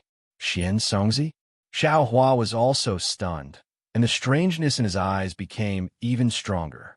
Because other than protecting Zhai Xingzi and the others in the Thousand Demons Sacred Realm, Xiao Hua had never let Xian Songzi fight. Xiao Hua couldn't imagine how the profound Yellow Order knew Xian Songzi's strength. Moreover, its evaluation of Xian Songzi's strength was also so objective. Could it be that His Highness Lan has led the Fortune Gate's disciples back to the hidden immortal mainland? How is that possible? At this moment, a scholarly disciple exclaimed, I know this Xian Songzi. When he was still a Golden Core Realm cultivator, he even tried to befriend me. How many years has it been? How could he surpass 7th grade Essence Force? P.S. 3 chapters at noon, no updates at night. Chapter 4490. That's right. As soon as the Confucian cultivator opened his mouth, more than 10 Confucian cultivators who knew Xian Songzi also shouted, We also know Xian Songzi.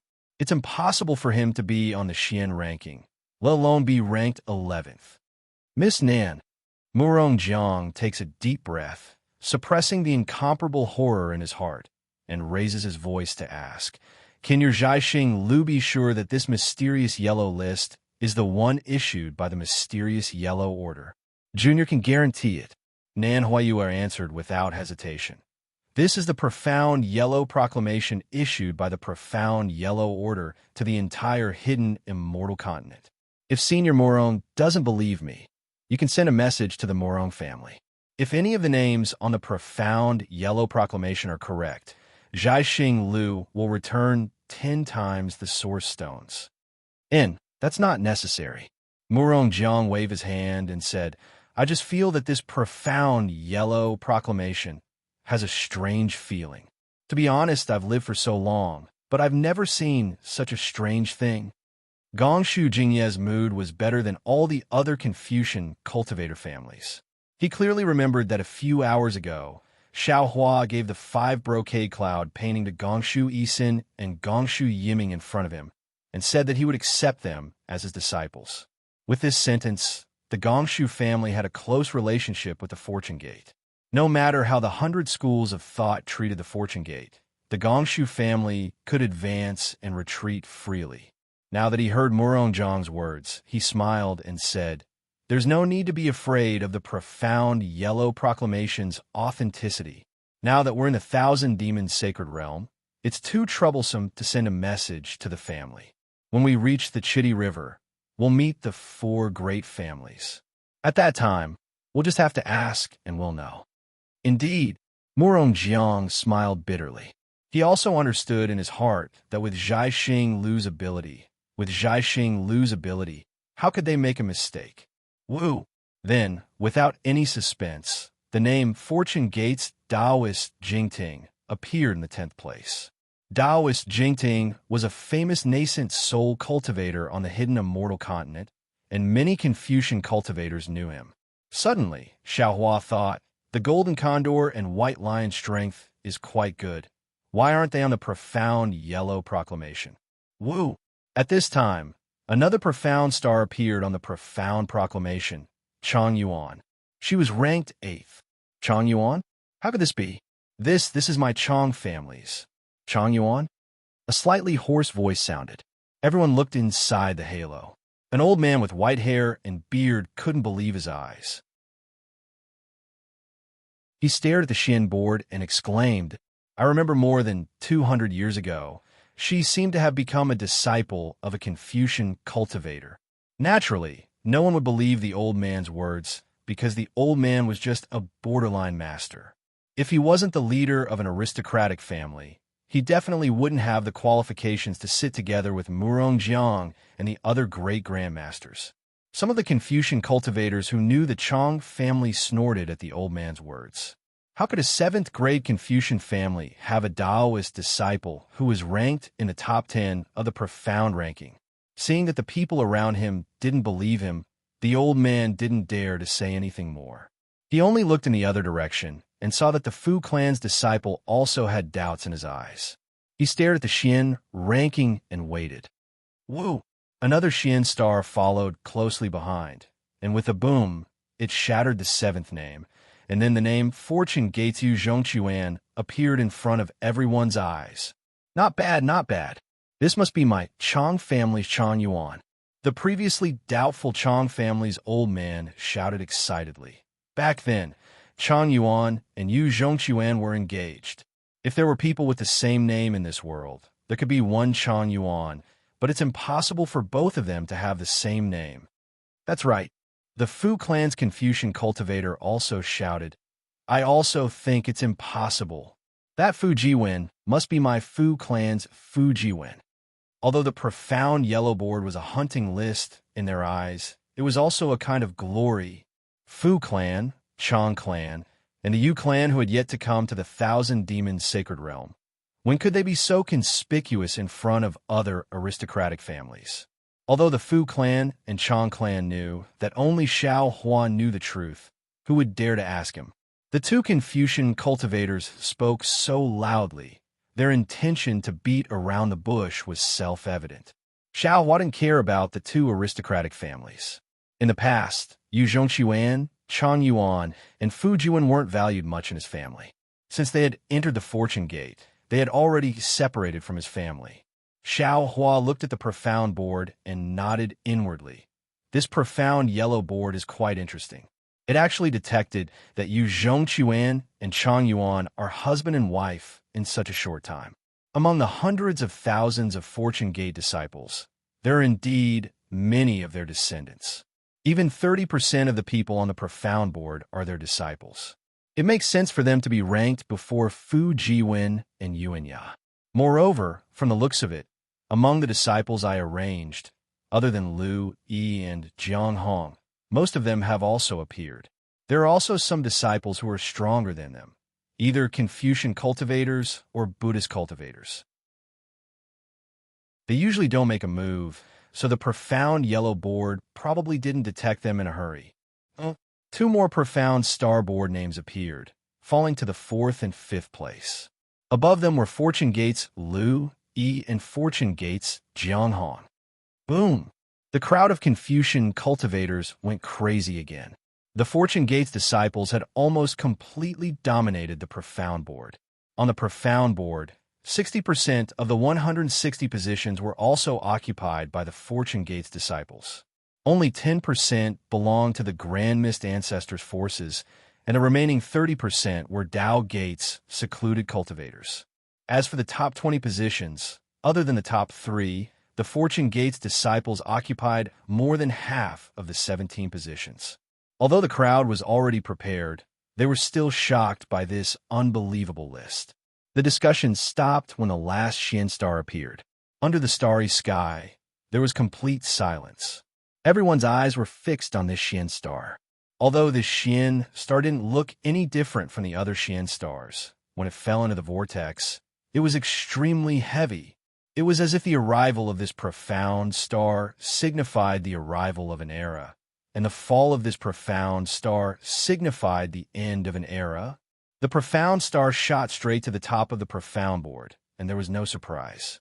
Tens of thousands of pairs of eyes lit up as they wanted to witness this moment. Boom! With a loud rumble, the profound board shone brightly, and the color of blood overflowed. The words Fortune Gates Xiao Hua appeared at the top of the profound board. Whether it was the Great Desolate Mountain's Grand Mist Ancestor, Liang Hui Ridge's Taoist Rider, or even the Burning Glaze Pools in Yezi, all of them turned into fragments and moved to the bottom of the profound board. Profound board's first place. It's really the profound board's first place. Murong Jiang blurted out. Xiao, Daoist Xiao actually has this kind of strength? Gong Shu Jing Yi growled. Daoist Xiao actually surpassed the legendary Grand Mist Ancestor? Could it be that his strength is even more powerful than the Grand Mist Ancestor? Meng Cheng explained with a smile. Daoist Xiao may not be as strong as the Grand Mist Ancestor, but his fortune gate is too powerful, so he occupies the first place of the profound board. Boom, boom, boom. While everyone was discussing, a loud rumble of thunder came from the profound board. The profound board, which was originally overflowing with auspicious chi and covered by rosy clouds, suddenly burst open. Strands of golden light shot out like spider silk towards the 5 words Fortune Gates Xiaohua. As soon as the golden light appeared, the 5 words immediately shattered. Every stroke of the 5 inscriptions turned into dozens of thunderbolts, and with overwhelming power, they rushed towards the whirlpool. Wherever the thunderbolts passed, whether it was the 5 chi righteous lightning or the inscription chains, everything was swept away. When the thunderbolts fell into the whirlpool, the entire whirlpool collapsed. Countless black and white lights flickered, and a terrifying aura rushed out from the collapsing whirlpool. Sai, Xiaohua, isn't it just a profound yellow board? How did you make such a big commotion? A sweet voice came from the starry sky, and then hundreds of flowers bloomed and rushed into the collapsing whirlpool. In just a moment, the entire transmission channel began to slowly disappear. When Xiaohua heard Fairy Xingyu's words, he shrugged helplessly and said with a smile, "This has nothing to do with me. I'm just watching from the side." Puff. When the starry sky regained its calm, another ray of moonlight rushed out from the full moon and landed on the shattered profound board. Like a broken mirror, the shattered pieces were instantly restored. At this time, the Grand Mist Ancestor and the other 2 were still in front of the profound board. The whole place was silent, and no one dared to speak. No one knew what had happened. Even the strong scholars like Murong Jiang and Gong Shu Jing didn't know why Xiao Hua's name couldn't be written on the profound yellow board. Senior Xiao, Duanmu Lianheng's thoughts turned rapidly, and he hurriedly said in the silence, "My Duanmu family was deceived by the side branch, disciple Duanmu Qing, and offended Senior. Junior apologizes to Senior on behalf of my Duanmu family." With that, Duanmu Lianheng bowed respectfully. Seeing the arrogant Duanmu Lianheng apologize in front of all the scholarly cultivator families, Xiao Hua's heart softened. Thinking about his fate with the Duanmu family, some of the reasons were related to him falling into the devil path, so he couldn't completely blame the Duanmu family. As for Duanmu Liangsheng, Xiao Hua no longer had any resentment after coming out of the Misty Mountain Maze formation. Thus, he waved his hand and said, "Forget it. The so-called scholarly cultivator families should prioritize etiquette and restrain their disciples. Don't bully others with your power, especially the common people. They don't even have the strength to truss a chicken. If you don't have the self-restraint of a scholarly cultivator, how can they be willing to submit to you? In the long run, scholarly cultivators will lose their original intention." Yes, Junior understands. Although Duanmu Lianheng was arrogant and dared to destroy Nanwu, great merciful Guanin's golden statue, he knew his own limits. Although Xiao Hua's current strength seemed to be around the 5th grade, he was able to suppress the Grand Mist Ancestor and become the first on the profound board. How could Xiao Hua's cultivation be something he could reach? Hearing Xiao Hua's words, he was overjoyed and hurriedly said, "Junior will send a disciple back to the family and remove that damn absolute kill order." Chapter 4491. That won't be necessary. You might as well use that dictum of death as a lesson, Xiao Hua said with a smile, looking at Duanmu Lianheng with interest. Duanmu Lianheng was stunned. At first, he didn't understand. After all, with the existence of the dictum of death, the Duanmu family and the Fortune Gate were enemies. The Duanmu family might not care about Xiao Hua, but they were afraid of the Fortune Gate. However, a moment later, Duanmu Lianheng's heart trembled. He immediately understood Xiao Hua's meaning. Because Xiao Hua didn't care about the Duanmu family's dictum of death, even if he was facing the Duanmu family's patriarch, Duanmu Tianji. Where did Xiao Hua get his courage from? Not only because of the fortune gate in Xiao Hua's hands, but also because of Xiao Hua's own strength. The Duanmu family's patriarch was at least a literature star.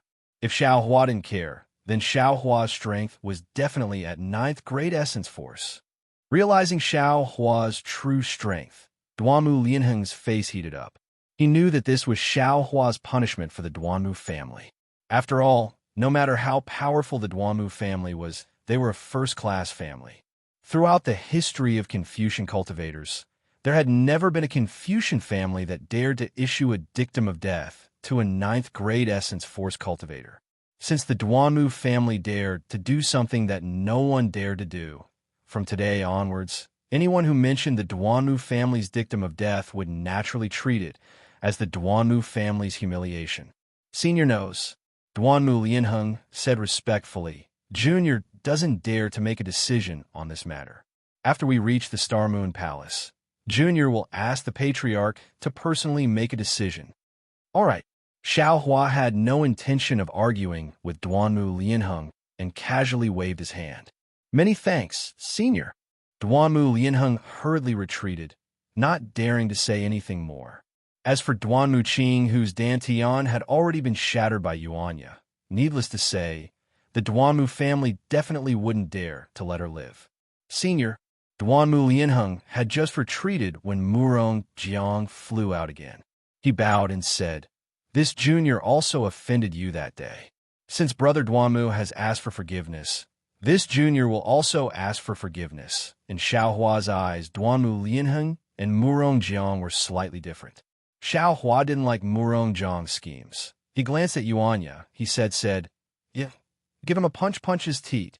Don't kill him. Yes, master. Receiving the order, without demur, Yuanya waved his right hand, and his fist shot out like a meteor.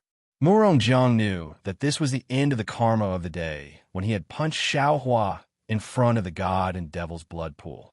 He was secretly happy in his heart and hastily urged his true chi to resist. Boom! Yuanya's fist hit Murong Jiang, and a soft rumbling sound was heard. Although Murong Jiang had already resisted, but his defensive Zhen Qi was still crushed by the fist with irresistible force. A strange aura, which seemed to be the nemesis of righteous Qi, invaded Murong Jiang's body. In particular, Yuanya's fist carried a kind of invincible power, and Murong Jiang's body was sent flying far away like a pebble. A moment later, Murong Jiang's complexion turned pale, and he flew back in a somewhat sorry state. Xiao Hua nodded and said, The grudges between you and me can be considered settled. There's no need to mention it again in the future. However, this Xiao still wants to remind you that no one in this world is much smarter than another. You might be able to scheme for a while, but you won't be able to scheme for a lifetime. Any scheme will be exposed sooner or later. Yes, this junior understands. Murong Jiang didn't dare to say too much. While suppressing his injuries, he replied, All right, Miss Nan. Xiao Hua turned to Nan Huayue and said, This Xiao is going to see the palace master. Send me there. Senior, please. Nan Huayue respectfully raised her hand and pointed. The full moon once again overflowed with moonlight.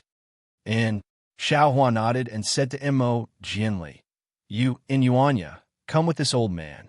Yes, senior. Mo Jianli respectfully replied, but Yuanya didn't utter a word. He followed Xiao Hua into the full moon, and when Mo Jianli also stepped into the full moon, the entire challenge starry sky suddenly became a boiling cauldron of voices. All the Confucian cultivators had gone crazy. They all talked at once, and everyone had a kind of excitement. That's right. How many Confucian cultivators on the hidden immortal continent could see such a grand scene with their own eyes? Not to mention the Confucian cultivators of the star-picking tower. Even the entire hidden immortal continent went crazy. Today's update of the mysterious yellow list was a special event for the Fortune Gates disciples. The Fortune Gates disciples were like stars, illuminating the entire hidden immortal continent. After the time it took to eat a meal, The entire space gradually calmed down. Nan Huayue said with a smile on her face, "Seniors, let bygones be bygones. The Challenge Starry Sky is just a competition. There are many more to come." Meng Chung sighed and said, "Back then, when this old man recited the ancient saying, there is a scenery before my eyes, but I can't see the way. Chui Hao wrote a poem on it. I always felt that it wasn't good enough. Now that I've seen Taoist Master Zhao's generosity, our so-called Challenge Starry Sky is really insignificant. Why do we have to mention it again? This time, it's fine if we don't compete." Nan Huayuan nodded and said, "If that's the case, then this junior will make it clear. Although seniors don't plan to continue the Challenge Starry Sky, the source stones that seniors paid—" "Forget it, forget it. Don't mention those vulgar things again." Meng Chung waved his hand and said, "If the source stones aren't refunded, then so be it." "Thank you so much, Senior Meng," Nan Huayue replied with a smile.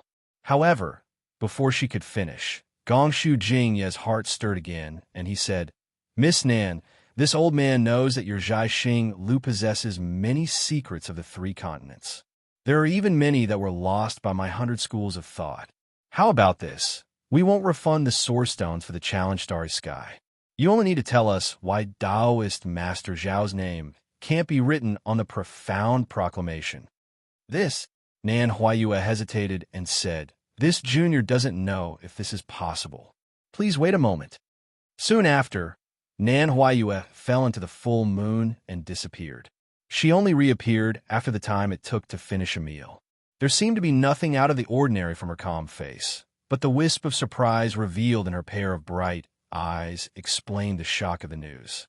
"Miss Nan," Gongshu Jingyi asked in a deep voice, "can Zhaixing Lu give us an answer?" Nan Huayue nodded and said, "My Zhaixing Lu does have records of this.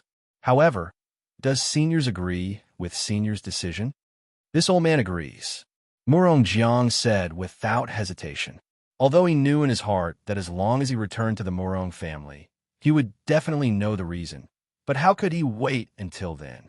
Curiosity killed the cat, not only for female cultivators, but when men wanted to know secrets, their hearts would itch to the point of being scratched by a cat. Seeing that Murong Jiang and Gongshu Jingyi both agreed, the other families also agreed. Their eyes were full of desire, and they stared at Nan Huayue as if they were cats looking at meat.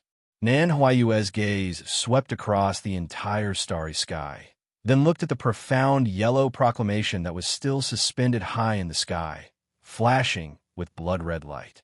She took a deep breath and said, "According to my Zhaixing Lu's records, the profound yellow proclamation is an imperial tool built with the fate of Confucian cultivators and the order of heaven and earth as its foundation. As long as a cultivator's name is written on it, the cultivator's strength must be lower than the Confucian cultivator who refined the imperial tool. Otherwise, the cultivator's name won't be written on the profound yellow proclamation." "How is that possible?" Meng Chung exclaimed. "It said that the profound yellow proclamation was personally refined by the Ziwei Immortal Emperor in ancient times. Could it be that Zhenren Zhao's strength has surpassed the Ziwei Immortal Emperor's? If he had surpassed the Ziwei Immortal Emperor, he would have already ascended to heaven, right?"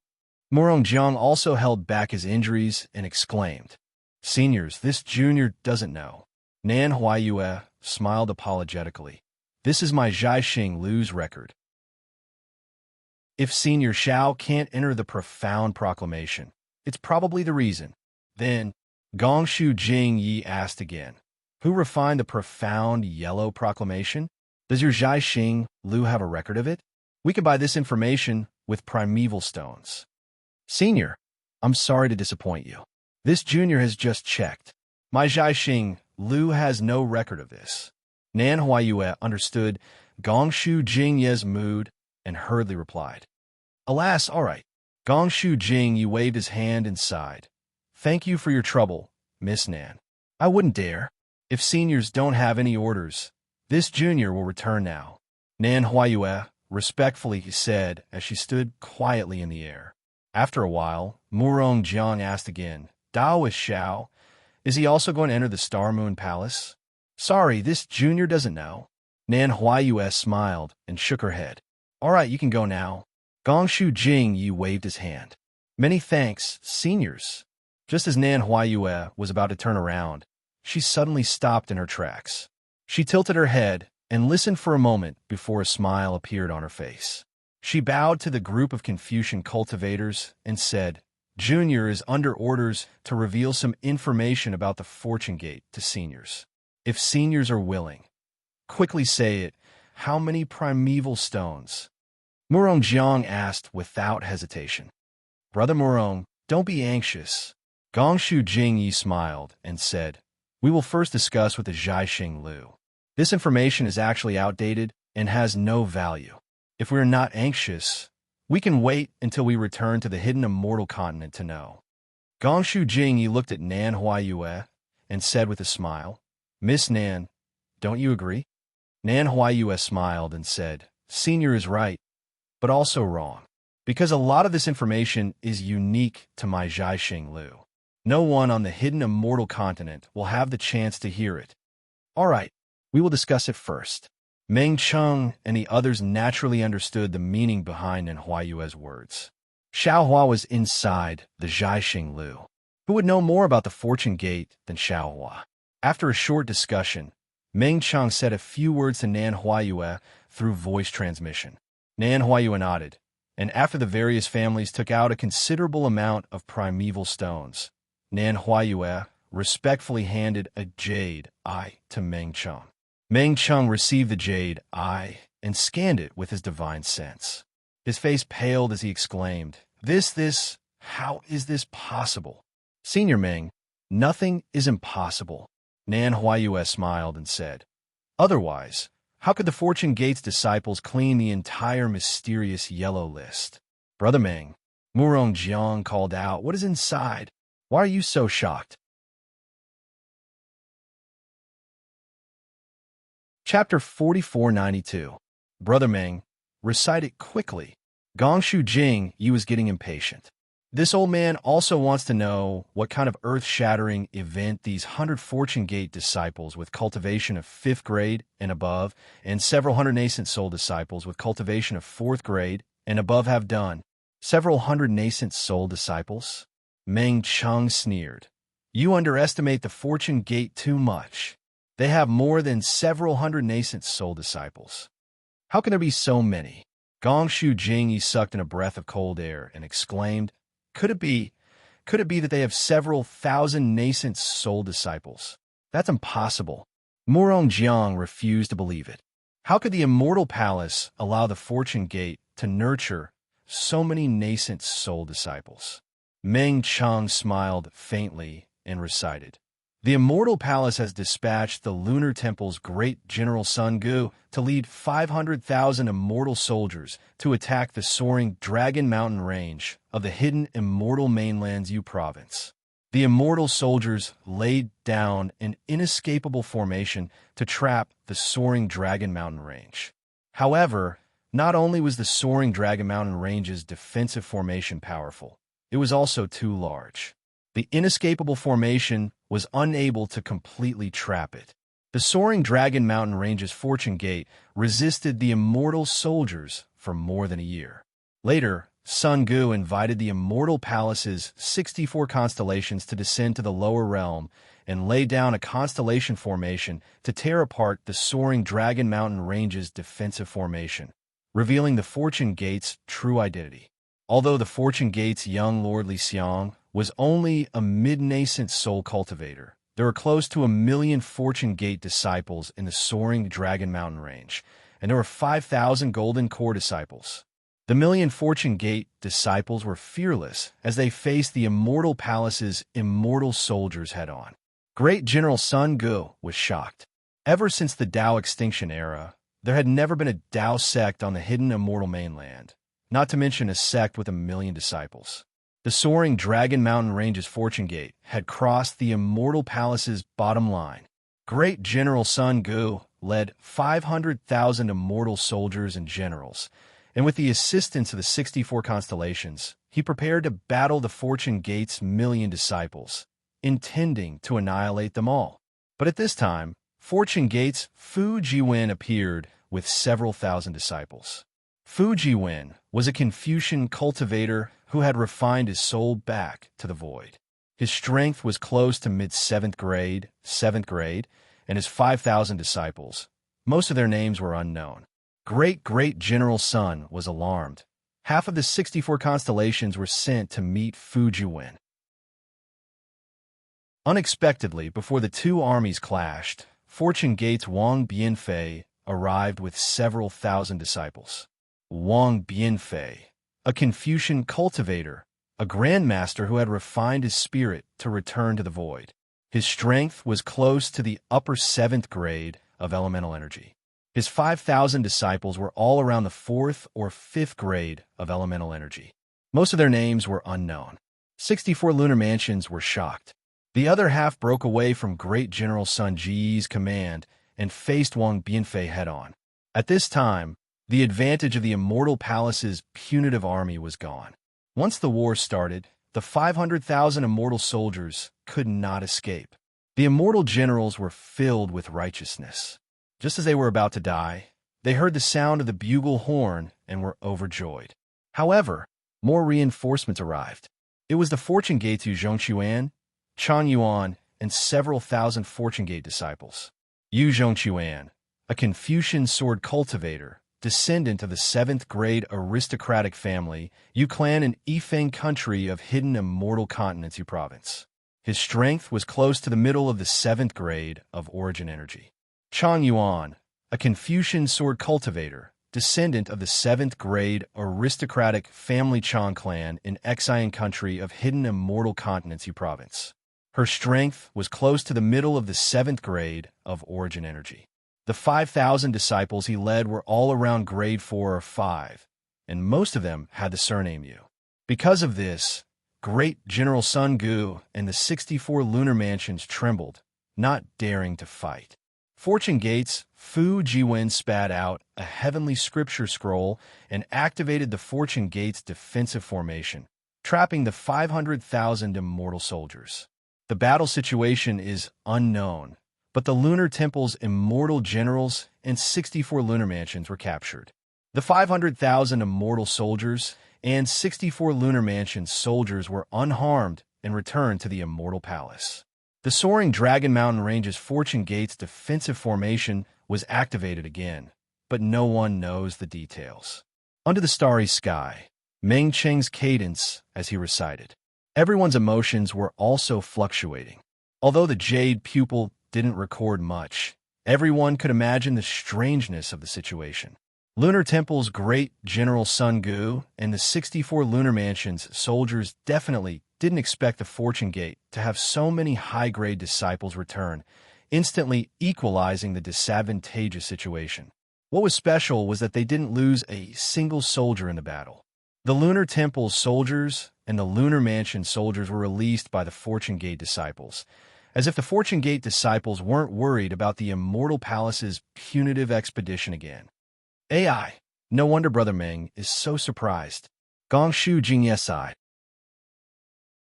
Tens of thousands of nascent soul cultivators suddenly appeared. Even Great General Sun Gu would panic. Yeah, after the battle at the soaring Dragon Mountain Range, the Fortune Gate's name shook the entire Yu Prefecture. Their name shook the entire hidden immortal continent. Morong Jiang nodded in agreement. In the Heavenly Paradise River's Azure Prefecture, the Dragon Clan's Jiang Sheng led 2,000 Water Tribe members to patrol the Heavenly Paradise River. They were ambushed by the Heavenly Rainbow Stream's Ao Shi. Jiang Sheng sent a message, and the Heavenly Paradise River's Dragon Clan led 30,000 Water Tribe members to rescue them. Unexpectedly, the Heavenly Rainbow Stream's Dragon Clan set up another trap and sent 100,000 Water Tribe members to besiege them. In the battle, the Heavenly Paradise River's Dragon Clan gradually showed signs of defeat. At this time, the Fortune Gate's Lu, Yi, and Jiang Hong led over 100,000 Fortune Gate disciples back. Lu Yi was a Tao Gate's body integration cultivator. His origin was unknown, but he became a disciple of Xiao Hua at the longevity town over 200 years ago. His strength was close to the middle of the 7th grade. Jiang Hong was the Heavenly Paradise River's Dragon Clan's princess, and her strength was close to the upper 7th grade. The 100,000 disciples they led were all around the 4th or 5th grade. Half of them had the surname Liu, and they were extremely strong. They were suspected to be descendants of the Dragon Clan. When the Fortune Gate disciples came out, the Heavenly Paradise River was dyed red with blood. None of the 100,000 water tribe members of the Heavenly Rainbow Stream managed to escape. Later, Jiang Hong led the Heavenly Rainbow Stream and killed 350,000 water tribe members. The Heavenly Rainbow Stream was removed from the Three Rivers Prefecture. Gongshu Jingye was dumbfounded, and he was speechless for a long time. After a while, he asked again, "Brother Ming, we didn't misread, right? 10,000 Fortune Gate disciples with 4th or 5th grade origin energy." "That's right," Meng Qing nodded. "Moreover, half of these disciples are descendants of the Dragon Clan.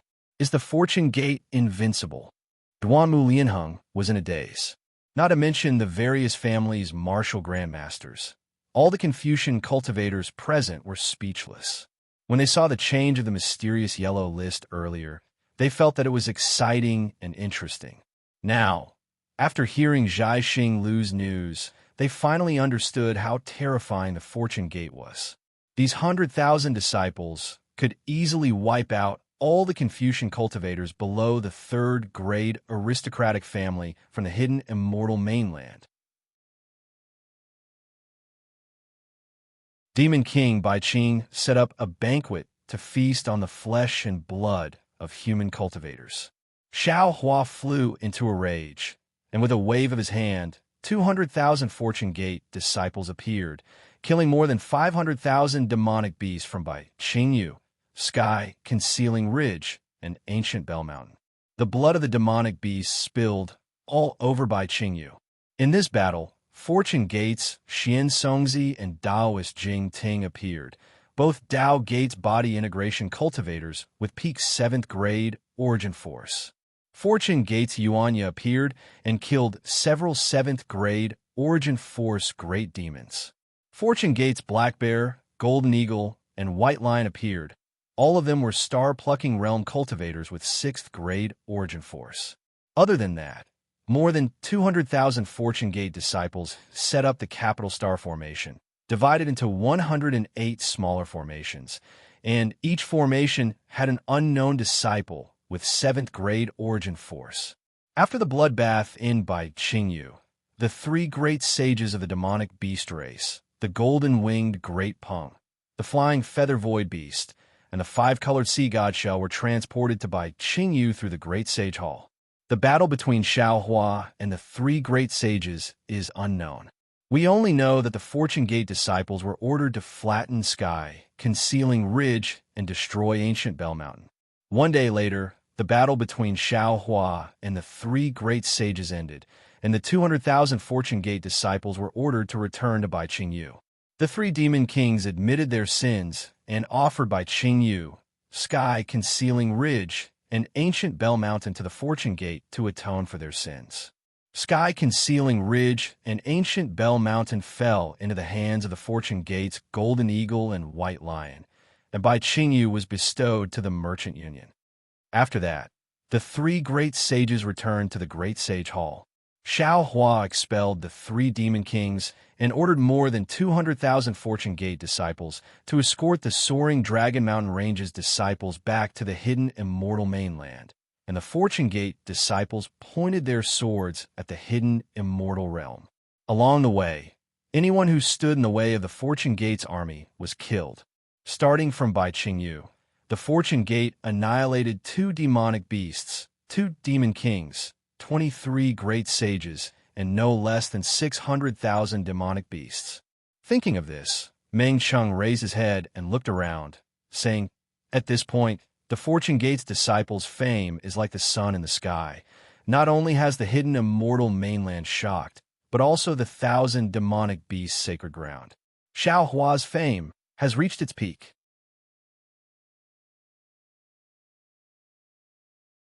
Chapter 4493.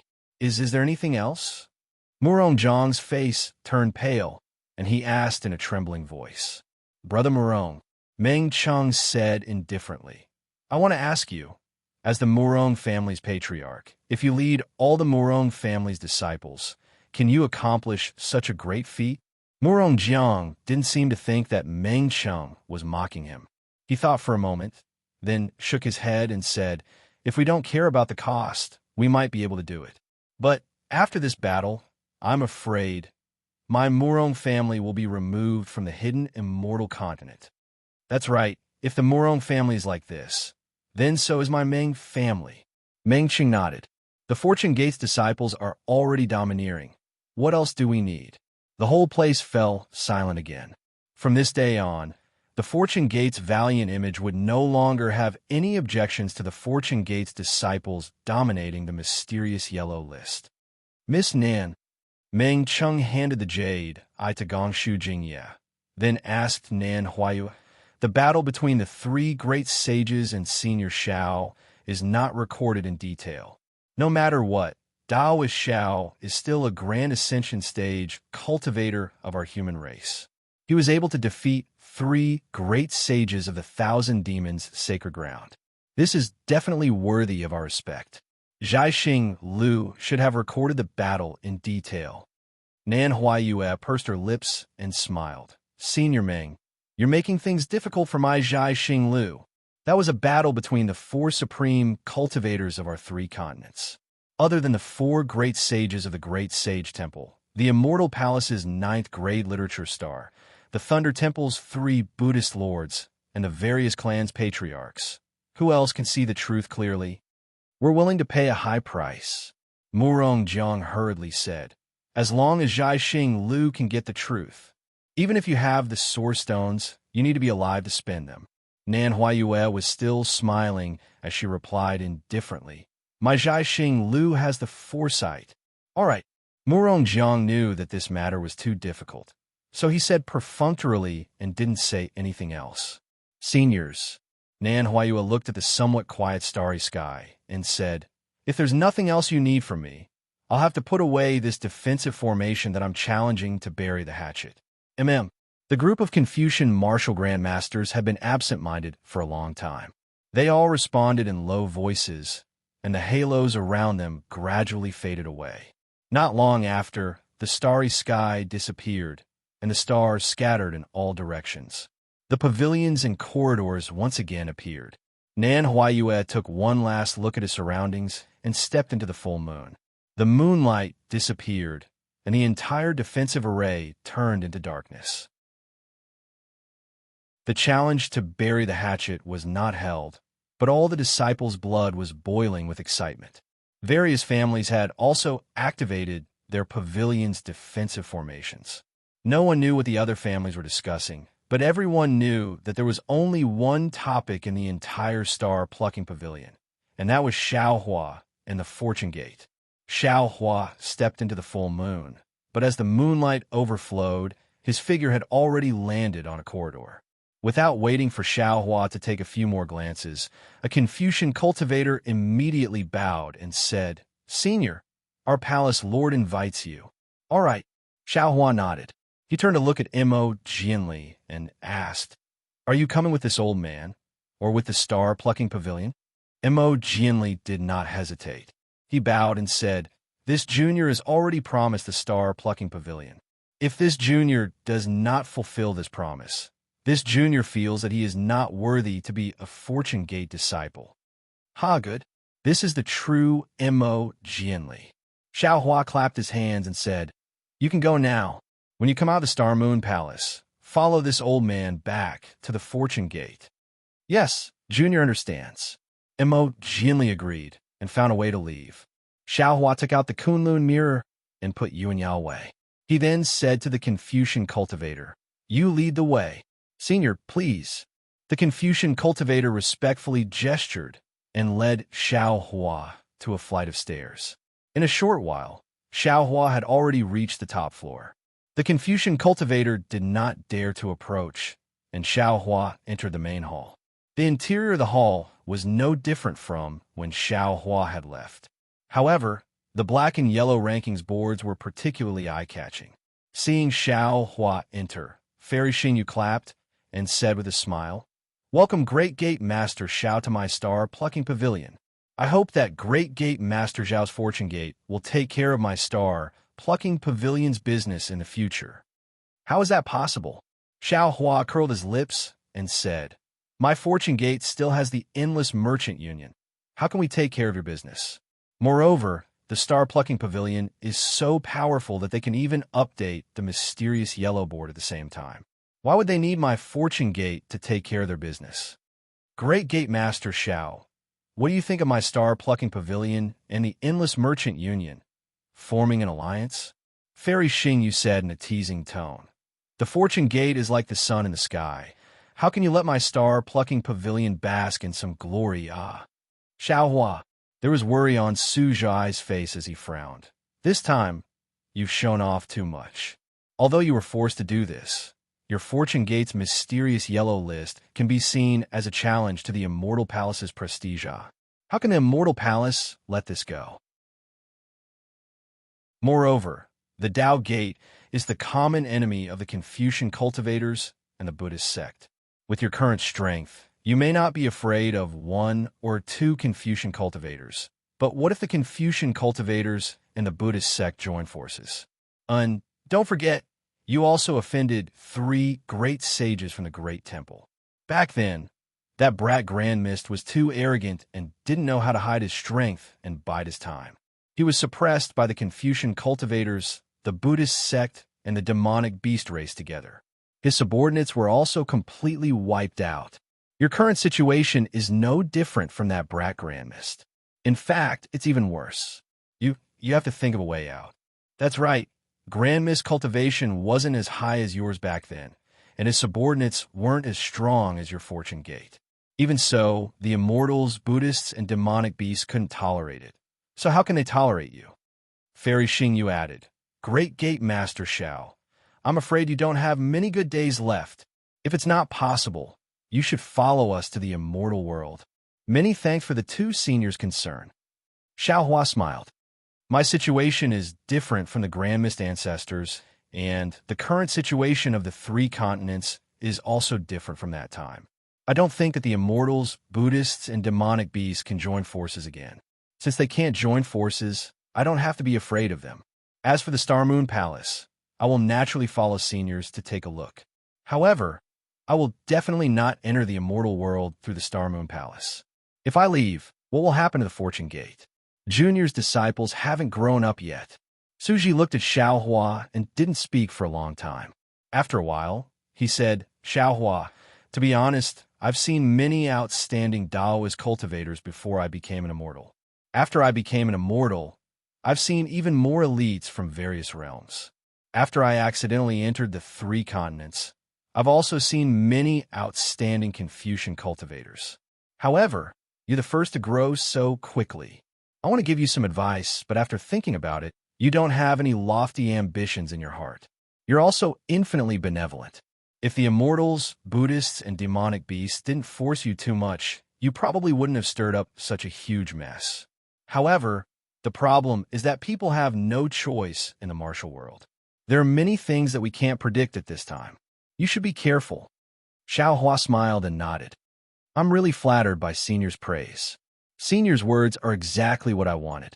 I was born in a farmer's family, and my whole life's cultivation has been based on the idea of living a comfortable life. As long as the immortals, Buddhists, and demonic beasts don't do anything to my Fortune Gate, I won't cause trouble. I can understand your thinking."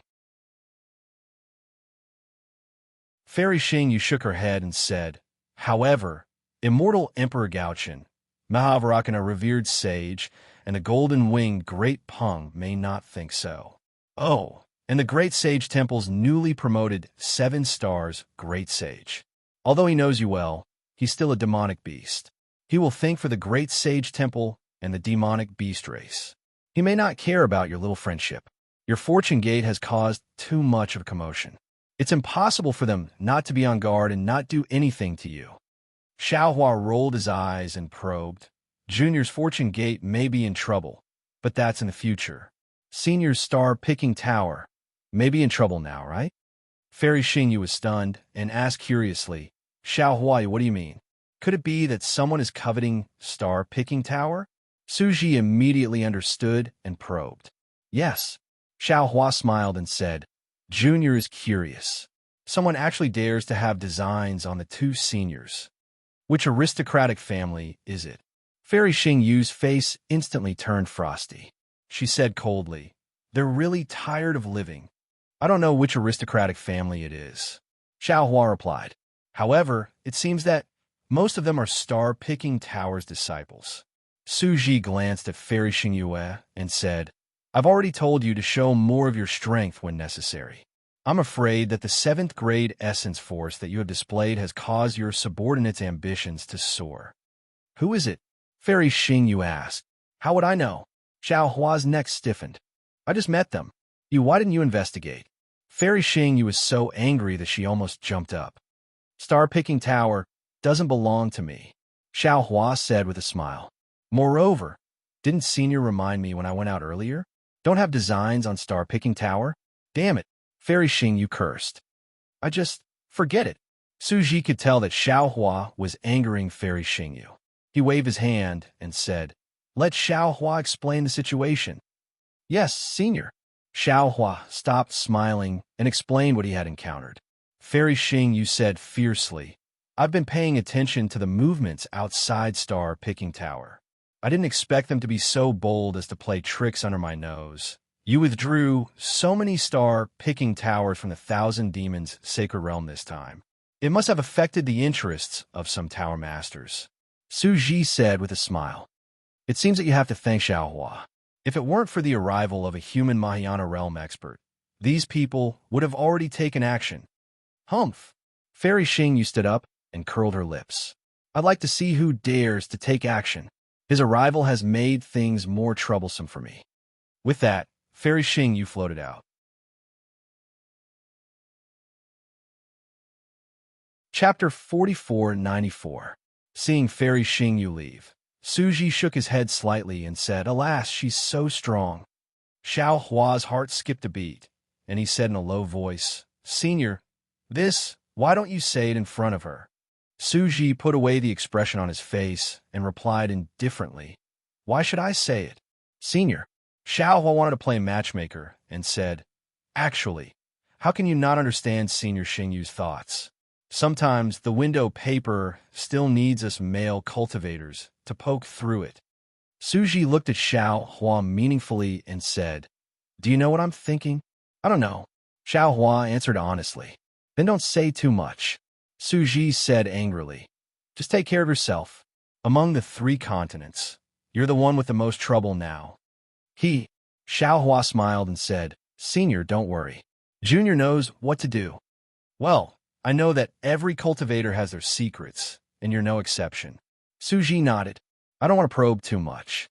Oh, by the way, Fairy Xingyu and I sensed some fluctuations related to the secrets of heaven in the direction of the Hall of Heroes. However, when we investigated the Star-Picking Tower and gathered the disciples to ask, we didn't find any clues. This matter, is it related to you? Secrets of heaven. Xiao Hua was slightly stunned. After thinking for a moment, he nodded and said, Junior saw the Hall of Heroes and the Hall of Heroes and had some understanding of karma. If the secrets of heaven are related to karma, then it's related to me. Hiss! Suji gasped and said in surprise, The way of karma? One of the 3,000 great Taoists. The way of karma? You actually know how to cultivate the way of karma? Xiao Hua shook his head and said, Junior doesn't know what the way of karma is. Junior just met a woman named Jiu Xia on the Dawn Rain continent. She gave me 2 jade slips. One was the sun shrouding art, and the other was the heaven control technique. Junior first cultivated the sun shrouding art, then dabbled in the heaven control technique. This so-called heaven control technique might have some relationship with the karma that Senior mentioned. Jiu Xia? Suji frowned, and a rare solemn expression appeared on his face. He transmitted a voice transmission. Are you sure her name is Jiu Xia? Xiaohua was startled and also nodded and said, "That's right. It's Jiuxia. This junior won't remember wrongly." Suji thought for a moment, then raised his hand. A lightning net the size of a fist appeared in his hand. As he waved his hand, the lightning net flew out and covered the space several hundred feet around them. As the lightning net entered the space, obscure fluctuations appeared in the space. "Xiaohua," Suji transmitted his voice again. "Does Jiuxia have any obvious characteristics?" "There are no obvious characteristics." Seeing how serious Suji was, Xiaohua didn't dare to be negligent and honestly replied, "She's a beautiful woman. Is that woman so beautiful that you can't forget her?" Suji asked. "Even if you don't think about her, she will still appear in your mind. Or do you want to forget her, but you can't forget her?" Xiaohua smiled bitterly and said, "Yeah, could it be that Senior has encountered it before? I don't have the same opportunity as you." Since Suji already knew, his face regained its calmness, and he replied indifferently, "I just saw such a record in a secret record of the immortal realm." Xiaohua was even more anxious and transmitted his voice in a low voice. "Senior, can you explain in detail?" Suji didn't answer him. Instead, he closed his eyes and used his thumb and forefinger to pinch the space between his eyebrows, rubbing it gently. A wisp of lightning flickered between his eyebrows. Xiaohua didn't dare to disturb him and only watched quietly. After a moment, Suji opened his eyes and sighed. "Xiaohua, do you know about Qingqiu Mountain?" "Qingqiu Mountain?" Xiaohua shook his head almost without thinking. "This junior doesn't know. Then do you know about the nine-tailed fox?" Xiaohua still shook his head. "This junior doesn't know. Qingqiu Mountain is a barren mountain in ancient times, and the nine-tailed fox clan lives on this mountain. The nine-tailed fox clan knows yin and yang and is good at transformation. They are often associated with the powerhouses who changed the world in ancient times. Moreover, every nine-tailed fox is a rare beauty in the eyes of humans, and also a rare demon in the eyes of demons. Let's put it this way. The nine-tailed fox is a demon condensed from the most beautiful yin in the world. It is a fatal temptation to every existence with yang aura. However, they don't seem to reveal their true appearance to any human or demon, and would only take out their illusory appearance unless they decide to follow that person or demon for life. Of course, no one can tell whether it's an illusory appearance or their true appearance, which is why no one knows how beautiful they are." Although Suji was transmitting his voice was still very low, and he continued, "It said that the nine-tailed fox clan has always started their name with Zhou. If I'm not mistaken, the Jiuxia you met is a descendant of the nine-tailed fox of Qingqiu Mountain."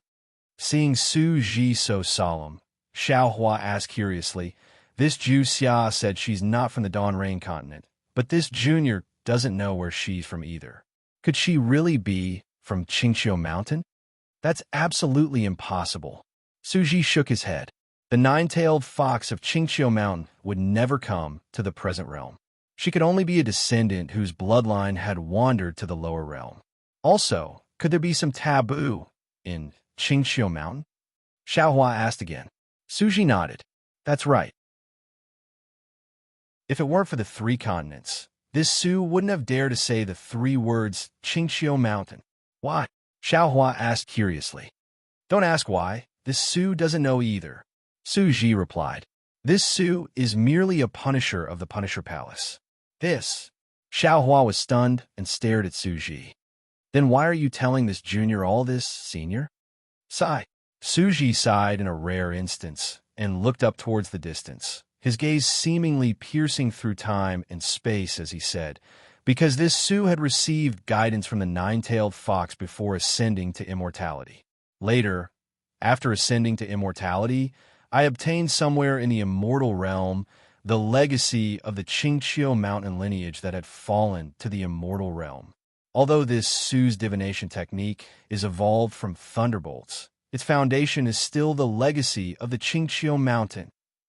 Xiaohua smiled bitterly. "You seem to be saying too much, senior. You don't have to tell this junior all this." "No." Suji shook his head. "This Su had long predicted that you were fated to meet this Su. Previously, this Su only thought that you were related to the Xingyue Palace, but I didn't expect that you were actually related to the nine-tailed fox. Think about it, that Jiuxia. How did you get to know her? Boom. When Xiaohua heard this, it was as if he was suddenly enlightened. His body shook as if he had been struck by lightning. He looked at Su Ji with a dumbstruck expression and muttered, Jiuxia said that what she wanted this junior to do was too difficult. It would take 10,000 years, or even 100,000 years to accomplish it. Therefore, she did not tell this junior what she wanted this junior to do. She is indeed a cunning nine-tailed fox. She is indeed a nine-tailed fox who knows yin and yang. Su Ji sighed. If she hadn't been able to predict that you would meet this Su in the three continents, you would have to cultivate for 100,000 years before you could ascend to the immortal realm and meet this Su. Xiaohua was confused again and smiled bitterly. Could it be that finding senior is what Jiuxia wants this junior to do? To be precise, it's to find the inheritance that Qingqiu Mountain left in the immortal realm, not to find this Su. As Su Ji spoke, he tapped between his eyebrows, and the lightning mark between his eyebrows flashed again. When a thumb-sized lightning ball appeared, Su Ji instructed, Xiaohua, use vigorous thunderbolt to collect this lightning ball. Be careful, don't expose the thing inside the lightning ball. Yes. Seeing that Su Ji was so serious, Xiaohua hurriedly tapped between his eyebrows. Several thick lightning threads appeared and landed on the lightning ball, waiting for it to fall between Xiaohua's eyebrows. Su Ji let out a long sigh and ordered again, Remember, this matter and this item must not be known to anyone. Otherwise, your life will be in danger. Even this Su won't be able to survive. Xiaohua nodded. This junior is the best at this kind of thing. That's good. Su Ji gave a rare smile. This item is Qingqiu Mountain's inheritance. You should be able to comprehend it when you're cultivating Fury of Thunder. Oh, right, your so-called mastery of heaven and earth must be related to this inheritance. You should be able to comprehend it when the conditions are right. If that's the case, then Jiuxia must be related to this item. This junior can then pass this item to Jiuxia with peace of mind? Xiaohua asked doubtfully. It should be. Su Ji shrugged, as if he had put down a heavy burden, and replied, Senior, are you sure? Xiaohua asked. Su Ji nodded. Of course. When you come out of Xingyue Palace, you'll understand why I said so. Yes. This junior understands. Xiaohua nodded. If this is Jiuxia's, this junior will definitely. At this point, Xiaohua said happily, If that's the case, then this junior will definitely return to Dawn Rain Continent. This? I don't know. Su Ji shook his head. Didn't Jiuxia say that it might be 100,000 years? Maybe she'll go to the immortal realm to look for you. Then, Su Ji reminded him again.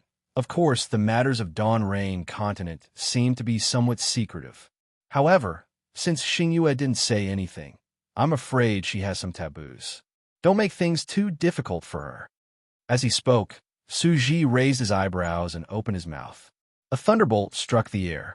The thunder net that had previously been hidden in the void revealed itself and entered Su Ji's mouth along with the thunderbolt. In just a few breaths, Fairy Xingyue returned with a murderous look on her face. How was it?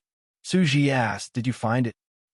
I don't dare to say anything about the three continents, but within Xingyue, there's nothing I can't do. Fairy Xingyue replied with a cold snort. Xiaohua smiled and asked, In that case, other than Jiaxing Lu, it also involves the hidden immortal continent. Fairy Xingyue glared at Xiaohua and said fiercely, It's only been a few days. Why are you becoming more and more like Su Ji? Can't you say something nice?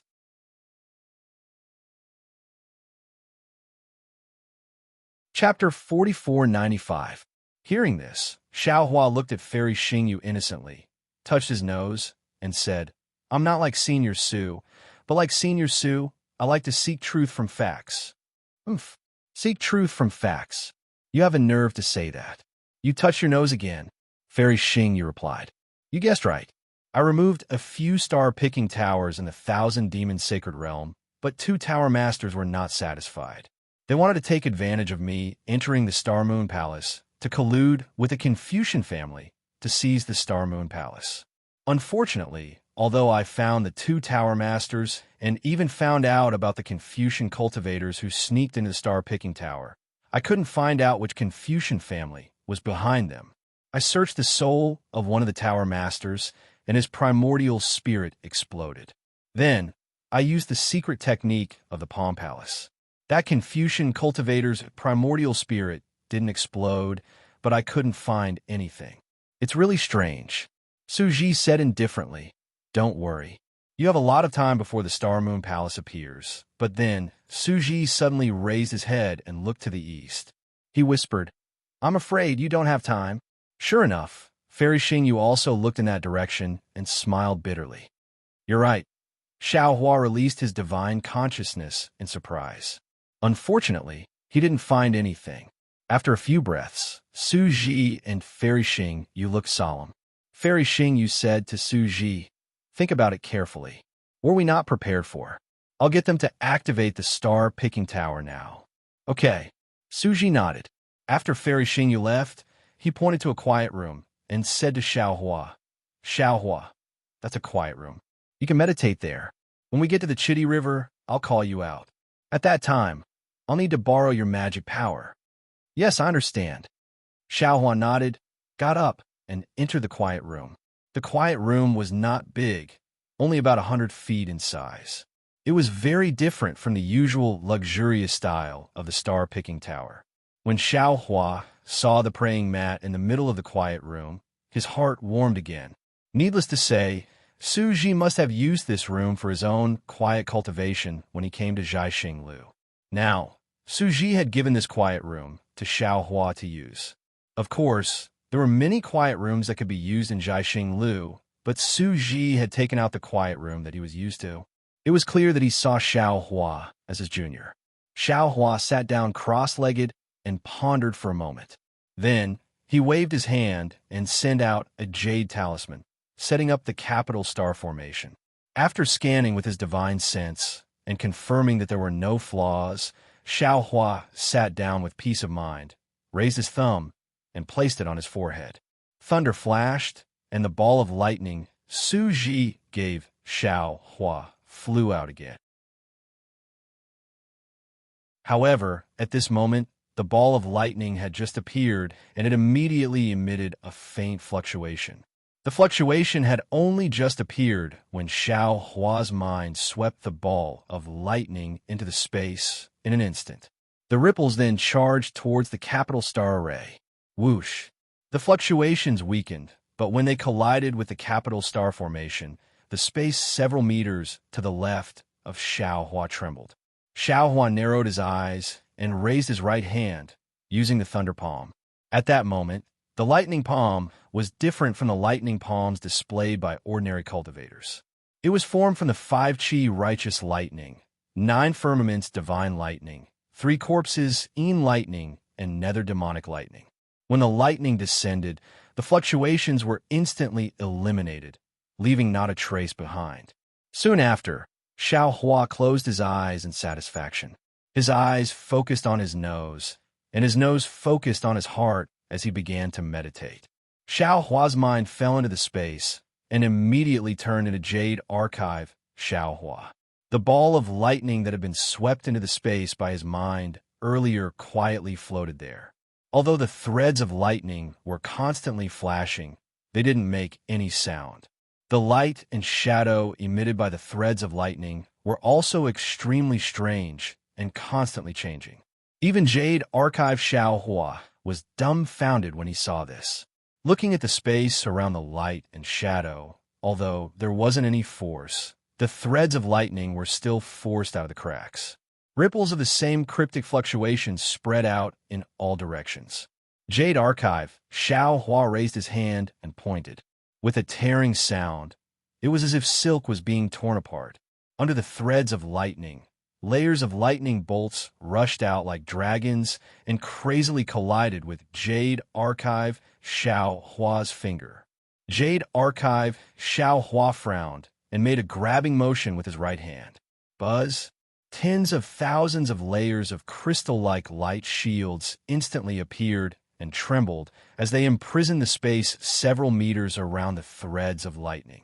Boom, boom, boom. The threads of lightning were also powerful. They crazily attacked the restriction and broke through layer after layer. In the blink of an eye, tens of thousands of layers of restrictions were like blooming flower buds. This is the restriction set up by Su Ji. Feeling the familiar fury of lightning within the threads of lightning, Jade Archive Xiao Hua pondered. However, this restriction seems to be targeted at the inheritance item inside. While I forcibly broke the restriction, it triggered the restriction. While Xiao Hua was thinking, Jade Archive Xiao Hua's right hand made a grabbing motion. Hum hum hum. With several explosions, tens of thousands of light barriers appeared once again.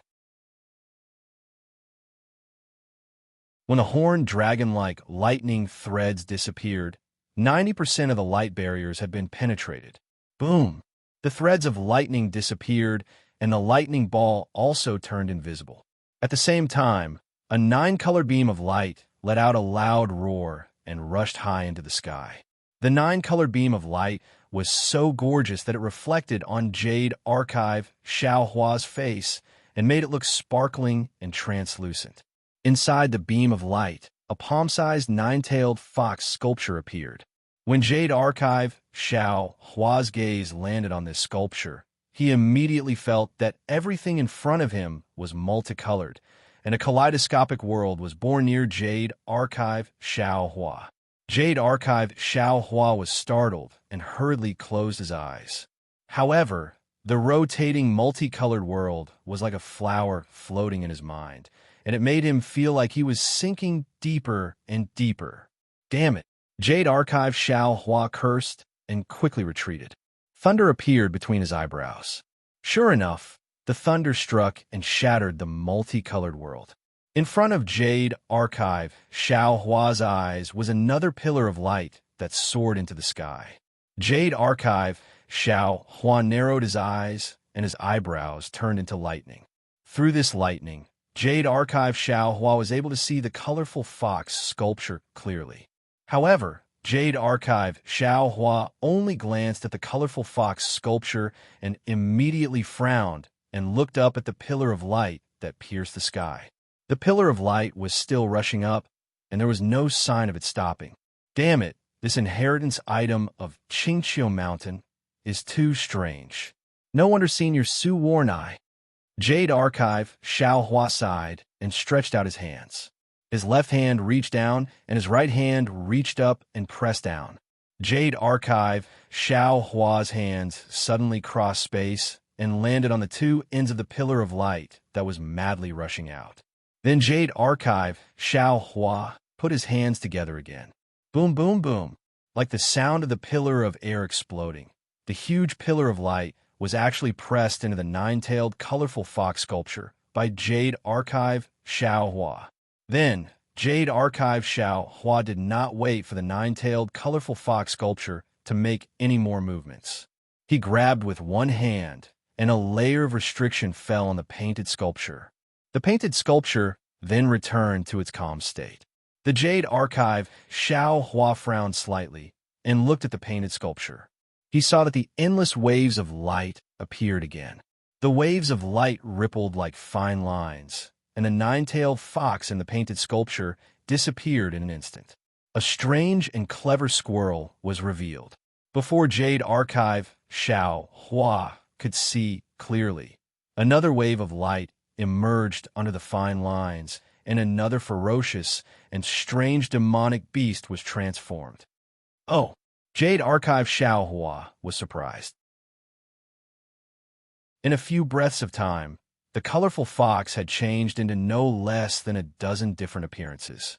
Along with Jade Archive Xiao Hua's surprise, the beautiful appearance of Jiuxia changed. That smile yet not smile, that angry yet not angry voice was like the first time Xiao Hua saw it. It's really powerful. Jade Archive Xiao Hua nodded. Jiuxia's appearance disappeared, and a 9-tailed fox's original appearance was born. The 9-tailed fox's 9 tails each had a different color, and there were endless threads of light in each tail. Each thread of light contained a lot of brilliance, just like a world of brilliance. Looking at the nine-tailed fox's body, there were even more brilliant spots of light, like the stars in the starry sky. Not only did they emit brilliance, but they were also endlessly rotating.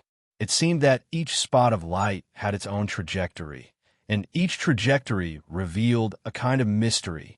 The nine-tailed fox's original appearance was only revealed in a split second. If Jade Archive Xiao Hua was not in his space, he would definitely not be able to see it. Then, countless illusions were born on the nine-tailed fox's painted sculpture, and the nine-tailed fox's original appearance could no longer be seen. Jade Archive Xiao Hua closed his eyes and thought for a moment. Rumble. The karmic hand hidden in the void within the space appeared. The big hand grabbed, and the nine-tailed fox's painted sculpture flew out of thin air and slowly fell into the big hand. The painted sculpture just touched the karmic hand, and the endless spots of light contained in the painted sculpture immediately flew out like butterflies and landed in various parts of the big hand. Swish, swish, swish. Strange fluctuations rushed out from various parts of the karmic hand. These fluctuations intertwined with each other, and pieces of light and shadow drifted down like fragments where the fluctuations intertwined. And within these lights and shadows, there were pieces of small worlds hidden within them.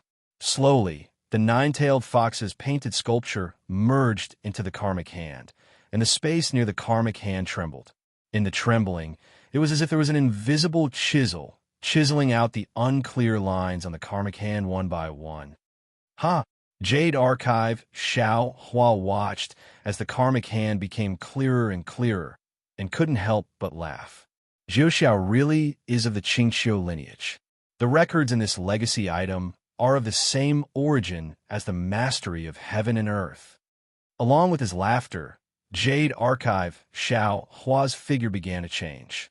Just like the nine-tailed fox's light and shadow, he had already changed into dozens of images in the span of a few breaths. Only after half a cup of tea's worth of time did Jade Archive Xiao Hua's figure appear. He looked at his hands with great satisfaction and laughed. I previously thought that my transformation technique was pretty good, but compared to the Qingqiu lineage's transformation technique, it's like the difference between heaven and earth. The Qingqiu lineage's so-called understanding of yin and yang and being adept at transformation really isn't a bluff.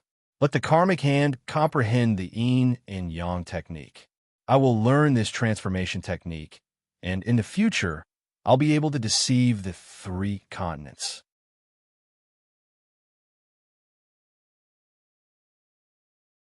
Chapter 4496.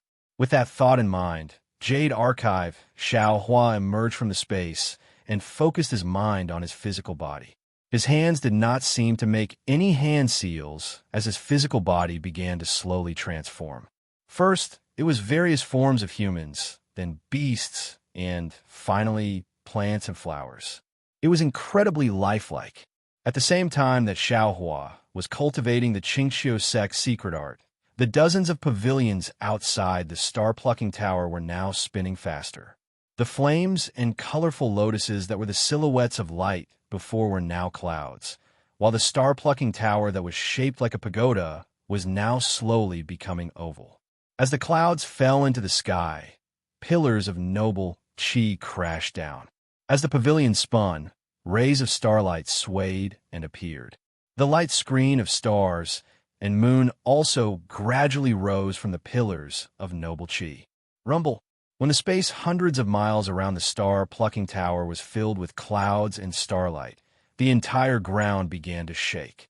Amidst the rumbling, the star-plucking tower was uprooted out of thin air. Beneath the ground, the star-plucking tower's foundation broke through the ground. Rocks tumbled and mountain ridges collapsed. A 1,000-mile-long ship flew out from the ground. Lightning arcs flashed around it as it rose into the air. The ship looked similar to the Thunder ship, but in reality, there was a huge difference. The star-plucking tower in the center of the ship alone was something the Thunder ship did not have. Moreover, The lightning arcs around the ship looked powerful, but in reality, they were still relying on the power of the clouds, stars, and moon.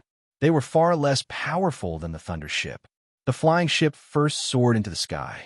Countless great chi pillars in the void crashed into the defensive array outside the ship. Auspicious clouds floated out from the defensive array. Woo-woo! Amidst the whistling of the wind, the flying ship began to slowly fly towards the rising sun. Xiao Hua hid in the quiet room to cultivate.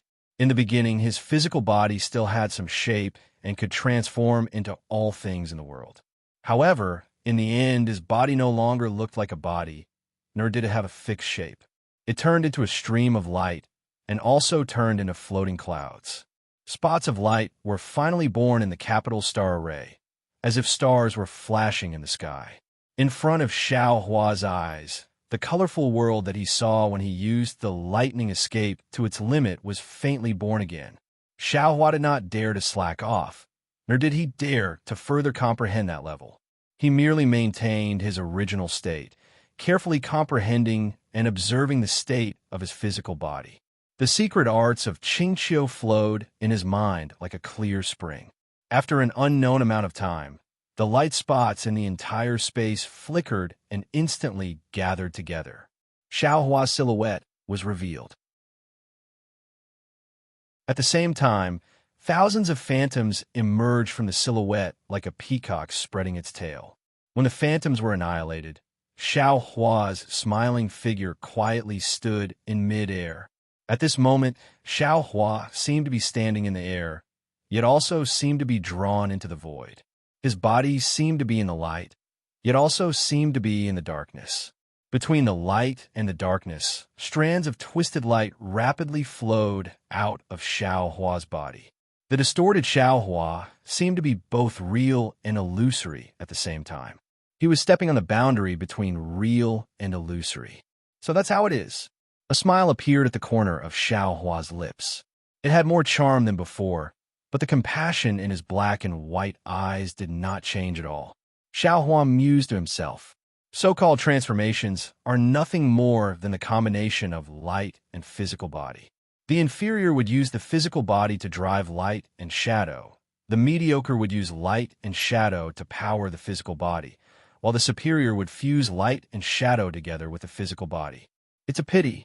Even if the Qingqiu lineage knows that yin and yang are adept at transformations, they would never know that they're the light escape technique in this world, one that allows one to hide in light as an escape technique.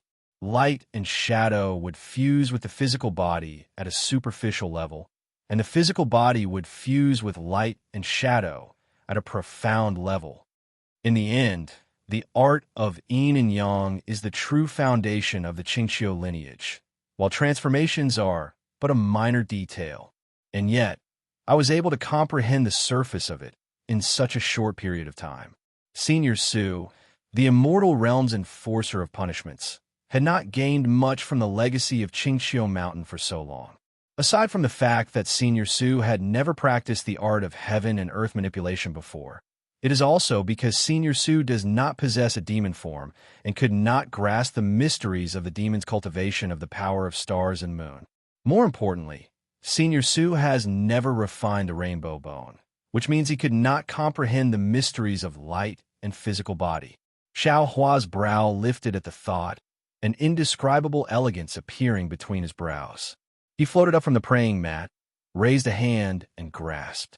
His hand instantly turned into a sheet of light and shadow, and the hundreds of jade talismans that had been laid out in a formation fell into his hand like swallows returning to their nest. Just as he put away the jade talismans, a faint voice wafted from outside the sanctuary. "Xiao Hua, this junior is here."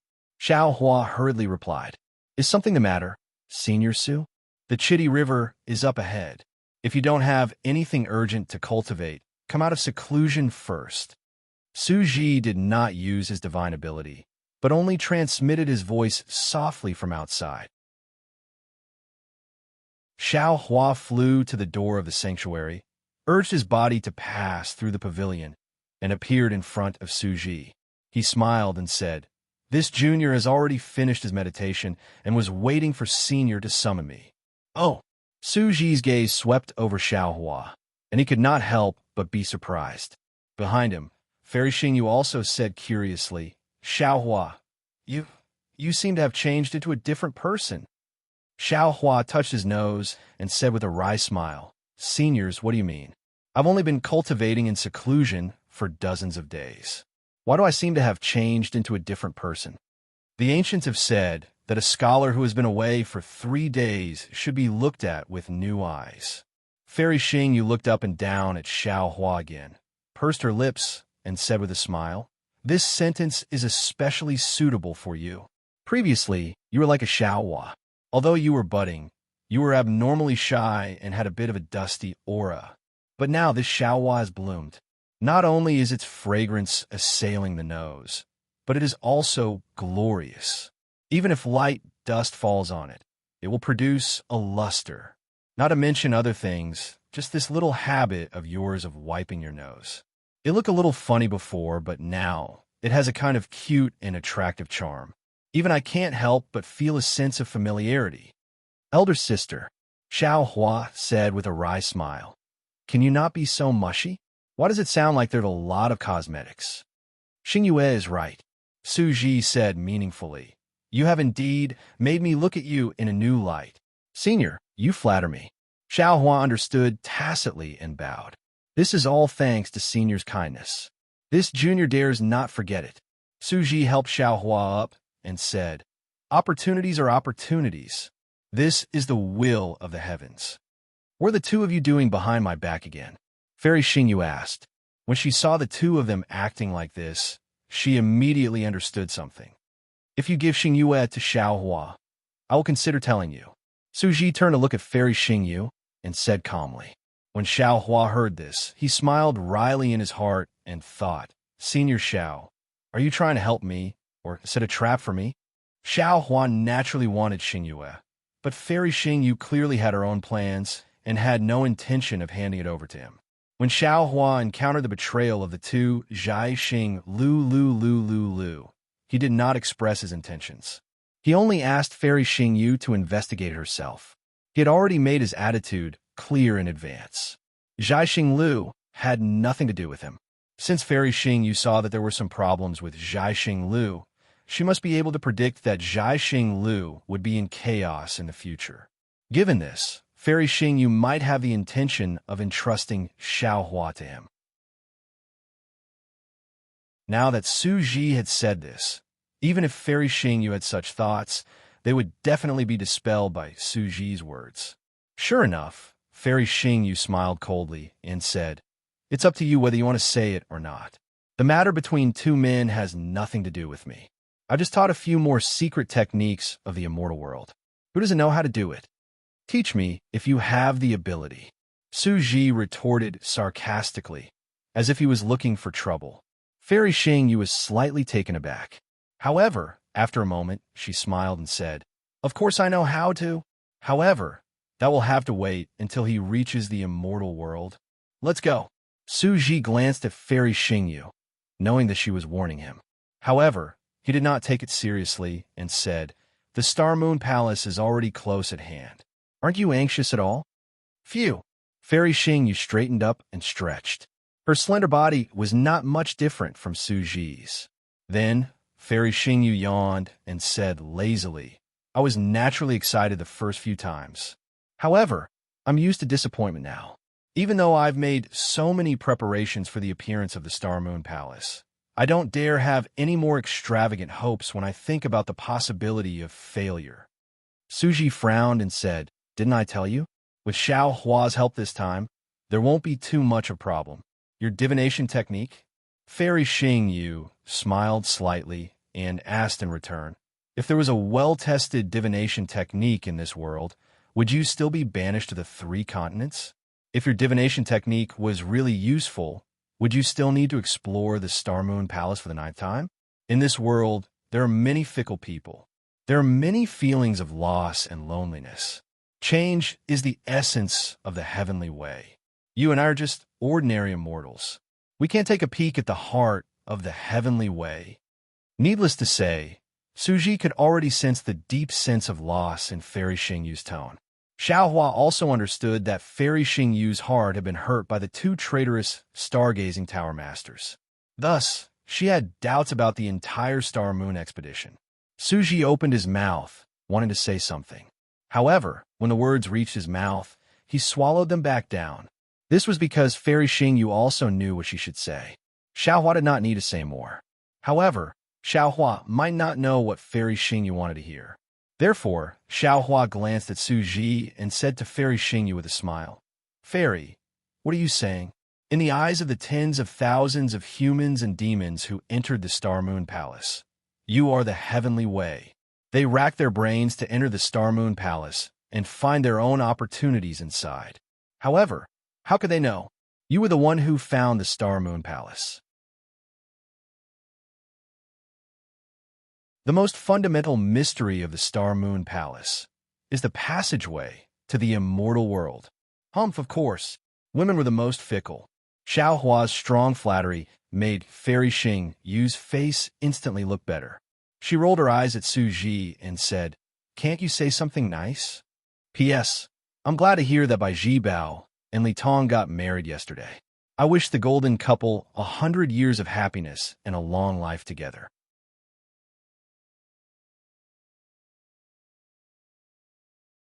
Chapter 4497.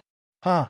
Without waiting for Suji to speak, Xiaohua immediately laughed and said, "Senior Su, I'll tell you more when we reach the immortal realm. There are too many people now, so it might be inconvenient to talk about some things." Fairy quickly opened Zhai Xinglu. Fairy Xingyu glanced at Suji angrily. When she saw the coldness in Suji's eyes, her heart trembled. Just as Xiaohua had speculated, the Punisher Celestial Lord and the Disciplined Celestial Lord were not on good terms, and the Punishment Palace and the Discipline Palace were like fire and water. It was fine if Fairy Xingyu and Suji were in the three continents, but if they returned to the immortal realm, how could they be so free? Although they had not yet returned to the immortal realm, Suji had already begun to be on guard, and Fairy Xingyu had a premonition of the estrangement between the two of them in the immortal realm. Alas, even if they are immortals, so what? Fairy Xingyu sighed secretly. With a wave of her sleeve, a cluster of starlight flew out from her hand and rushed to the top of the palace. When the brilliance of the top of the palace appeared, a clear and cloudless blue sky appeared in front of Xiaohua. Suji glanced at Fairy Xingyu and said to Xiaohua, "Let's go. This is the Chitty River. The signs of the Star Moon Palace's appearance are obvious. It will appear at any time." "Okay." Xiaohua nodded and followed Suji out of Zhai Xinglu. At this time, Zhai Xinglu stopped on a mountain range. On one side of the mountain range, the disciples of the 100 schools of thought had begun to leave Zhai Xinglu one after another. The disciples of Zhai Xinglu, as well as the cultivators who had been selected to follow Zhai Xinglu into the Star Moon Palace, flew to the other side of the mountain range. Xiaohua had just looked around when suddenly an indescribable wind whistled in the distance. Xiaohua hurriedly turned his head. In the east, a majestic river seemed to have come from the sky.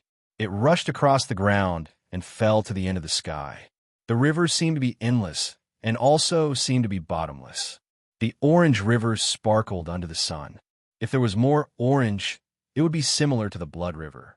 If there was less orange, it would not be as brilliant as it was now. This was the Chitty River. The sparkling scarlet color covered the surface of the river like tiny swimming fish. Wisps of water vapor rushed into the air and emitted a scarlet glow. Although this scarlet glow was very thin, its brilliance was not inferior to the surface of the river. Where the wind blew, the brilliance swayed, and different illusions surged out. Occasionally, some clouds would surge and turn into colored glass, precious pearls, ingots, pearls, and other shapes, making them even more dazzling. Although the scenery of heaven and earth was vivid, after looking at it for a while, Xiaohua felt somewhat bewildered. This was because above the surface of the river, the sound of the wind could be heard. Huge gusts of wind whistled past, as if there were many wind tunnels. The strange sounds were even more soul-stirring than the wails of ghosts and howls of wolves. However, in this violent wind, the surface of the river was picturesque and the waves were like flowers. It was no different from the usual calm and tranquil waves. What was special was that under those thin ripples, the river water did not have any impurities. It was incomparably clear and bright like a crystal. At a glance, one could see more than a dozen feet. Under the surface of the water, perhaps there were some swaying aquatic plants, perhaps there were some floating algae, but no matter if it was fish, shrimp, or river worms, there were no traces of them. Xiaohua was just about to release his divine sense to investigate, when boom, the sound of an explosion resounded from several thousand li away in the sky. Immediately, 10,000 waves surged violently like a tide, hiding the sky and covering the earth as they smashed down, covering an area of 10,000 li. Under the waves, an indescribable distortion appeared in the sky of 10,000 li. This distortion was like tens of millions of tiny vortexes. Not only did the nearby airflow mutate, crisscrossing and attacking, even the splashing sunlight flashed with light. The entire space of 10,000 li was filled with these waves, as if an enormous bubble was rapidly spreading in all directions. The ripples soared high into the sky, and clouds were torn apart one after another. Many fine spatial cracks could be faintly seen. The ripples crashed into the river's surface, and many ditches that were several feet long were torn open. The ripples blew across the ground, and sand and pebbles were sent flying. Thousands of spiderweb-like cracks appeared on the ground. However, the surface of the river still did not show any waves. The sand and stones on the ground rushed up several feet and then fell back down. It was as if a large hand was firmly pressing down on the space of several thousand li. Xiaohua's gaze fell on the waves of space. Similar to the nine-tailed fox painted sculpture, layers upon layers of light entered Xiaohua's mind. Tens of thousands of balls of light attracted Xiaohua's gaze. Although Xiaohua tried his best to avoid his gaze falling on these balls of light, in a flash, a spot of light had already appeared in front of him out of thin air. Boom! The moment Xiaohua's gaze fell, a primitive catalog crashed into Xiaohua's mind. This prehistoric catalog was a little different from what Xiaohua had seen before. Although the mountains were extremely tall and the water was extremely deep, the mountains were collapsing and the water was pouring down.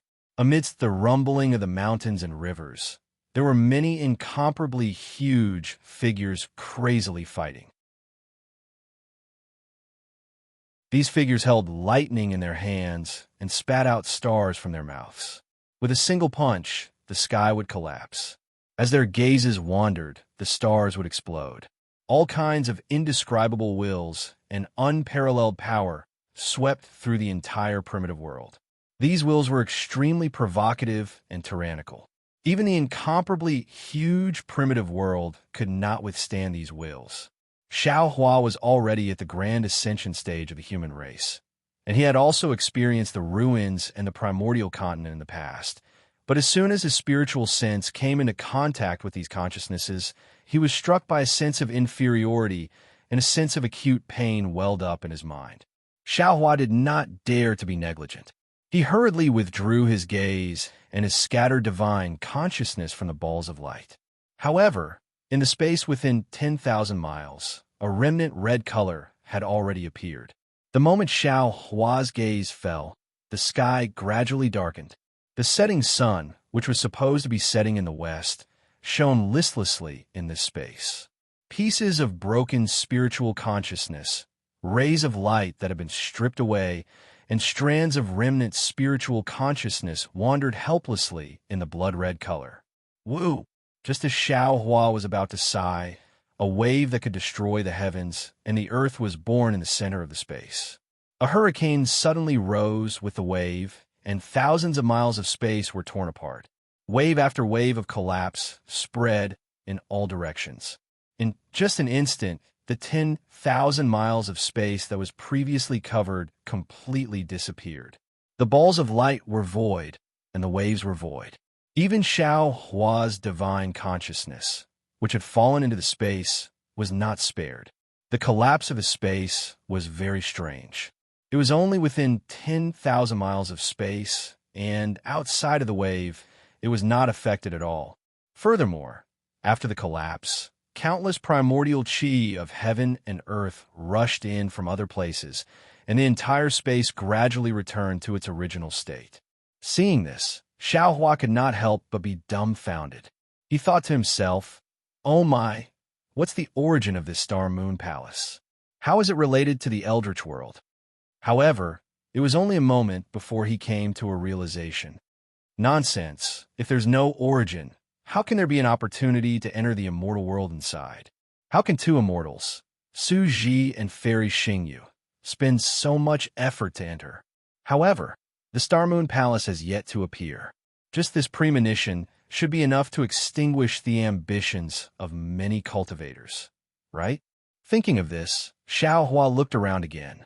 Indeed, the spaceship that Zhaixing Lu had restored had already descended from the sky and stopped steadily between the mountains. There were many Zhaixing Lu disciples sitting cross-legged on the spaceship. Every one of them was meditating, and wisps of noble chi and primordial chi of heaven and earth were entering the spaceship through the void. On the mountains around the spaceship, the 100 schools of thought had already dispersed. Many Confucian cultivators were lying on the ground dispiritedly. Some had blood at the corners of their mouths. Some had blood seeping out of their 7 orifices, and some even had holes in their heads. Xiao Hua was only at a corner of the Chitty River. When he looked at the other places, he saw many great demons with 7th grade primordial chi scattered all over the place. Xiao Hua's gaze swept across, and there were tens of thousands of them. Unlike humans, the great demons were mostly alone and did not have any followers. Moreover, among the tens of thousands of great demons, nearly 10% of them were lying on the ground, and they all looked seriously injured. There were even close to 100 great demons whose bodies had already collapsed, and it seemed that they would not survive. Not far from where the great demons were, there were some Buddhist disciples. There were not many of them, only about 1,000 of them. However, these Buddhas did not have the usual kind looks. Instead, they were all glaring angrily, and it was obvious that they were Buddhist guardians. On the other side of Zhaixing Lu, the situation was different from that of the demon race. Although it was already dusk, there was a brilliant brilliance in this space.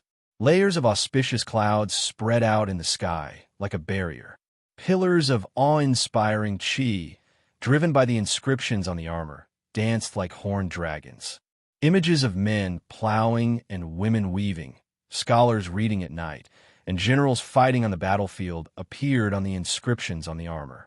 Above these images, there were 4 huge flower-shaped flying boats that emitted a low rumble, and a majestic, awe-inspiring aura spread out in all directions. This aura carried enlightenment, subservience, majesty, and also self-admiration. Oh, just as Xiao Hua was about to take a closer look at the 4 flower-shaped flying boats, a slightly puzzled voice sounded in his ears. "Why aren't you reacting?" Xiao Hua turned his head and looked at Fairy Xingyu, who was standing not far away and looking at him. He smiled and said, "What kind of reaction does this junior need in order to express his admiration for the Star-Moon Palace? Is it subservience to the aura in the premonition?" No. Fairy Xingyu was obviously not attracted by Xiao Hua's deliberately awkward choice of words.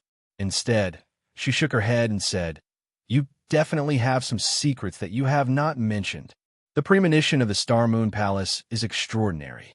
Even when Su Ji and I saw it for the first time back then, we could not help but be deeply affected by it and almost suffered from it. However, you are completely fine. It even gives me a feeling that this is a common occurrence." "Oh, if even the 2 seniors are deeply affected by it, what about the other disciples?"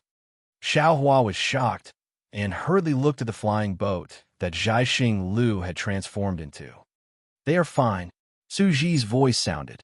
"Because the premonition is too powerful, I have already placed a restriction outside the flying boat. The disciples of Zhaixing Lu cannot see these premonitions. After a while, I will open the restriction and let them get used to the aura of the Star Moon Palace. That's good. Xiaohua looked at the strange flying boat and said with a smile, Senior, the style of this flying boat doesn't look very good.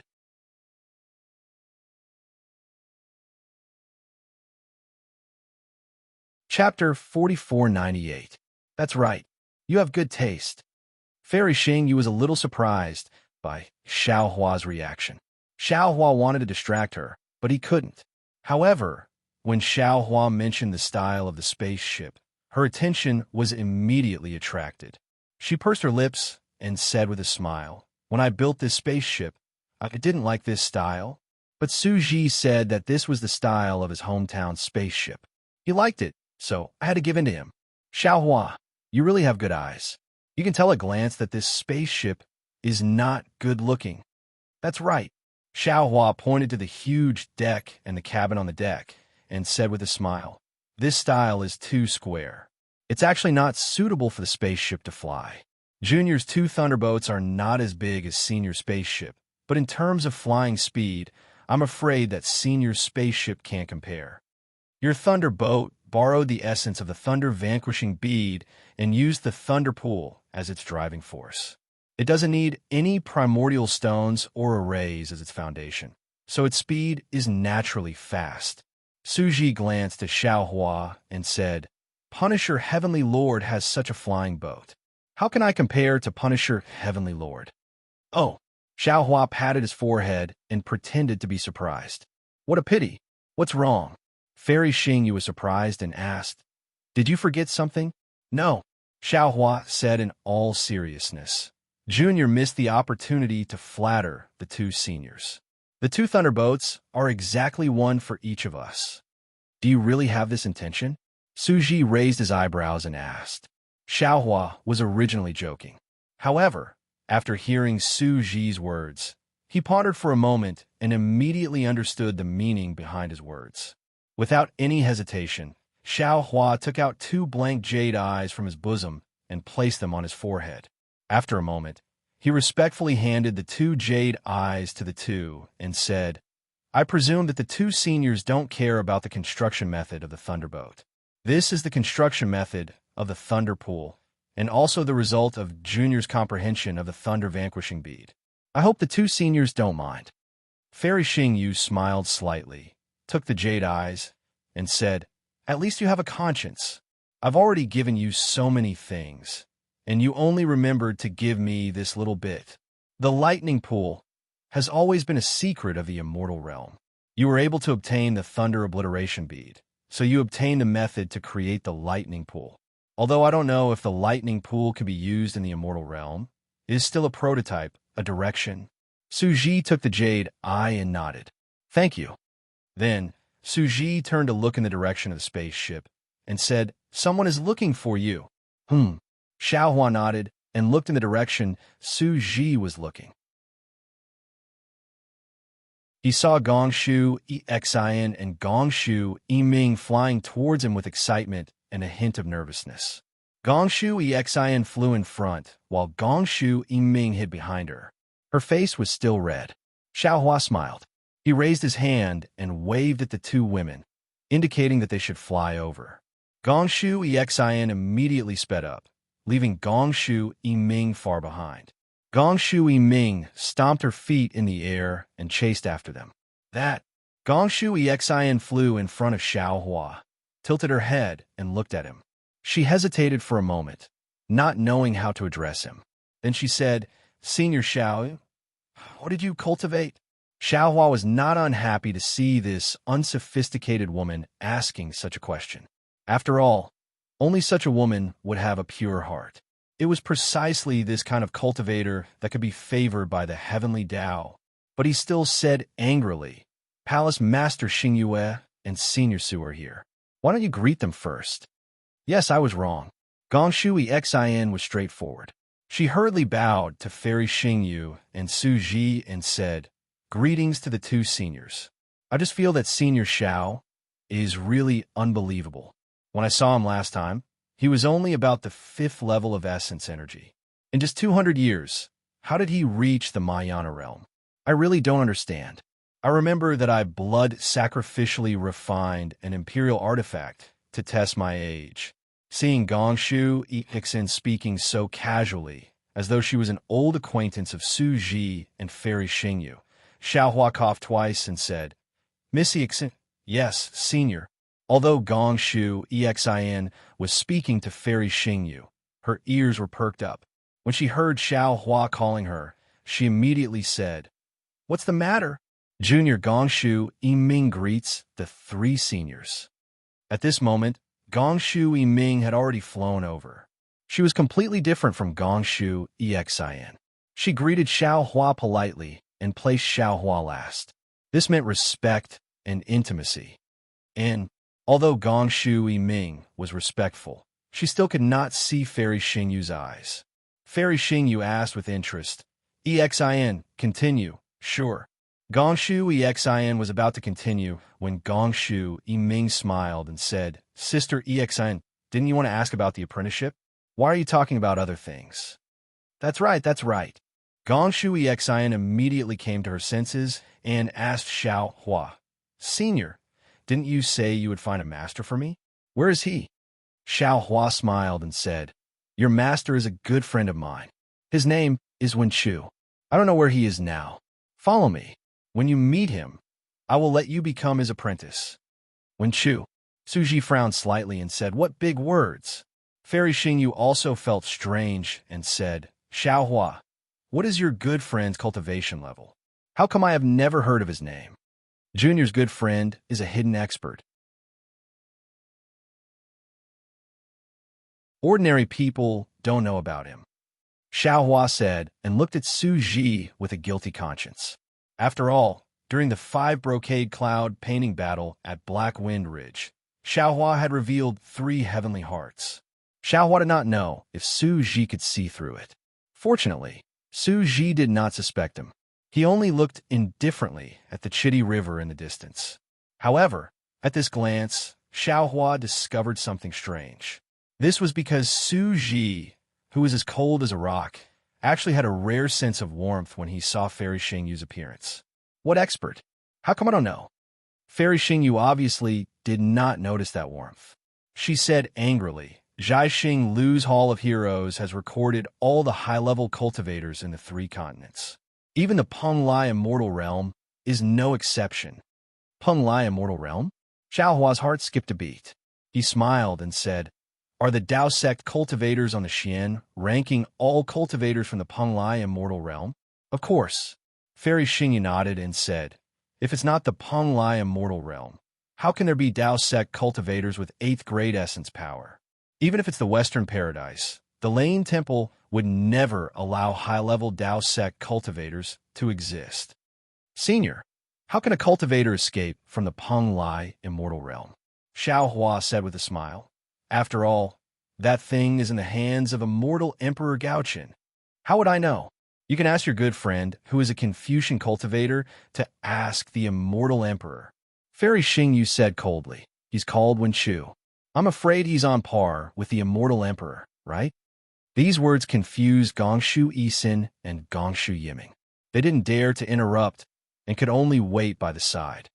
Oh, by the way, Miss Exin, what did you say about the imperial equipment that you refined? Fairy Xingyu suddenly remembered and asked Gongshu Yixin with interest. Gongshu Yixin answered without thinking, It's nothing. It's just that the imperial equipment measured that Senior Xiao is only 400 or 500 years old. Xiaohua wanted to stop her, but he thought that if he continued to talk, he would definitely reveal himself.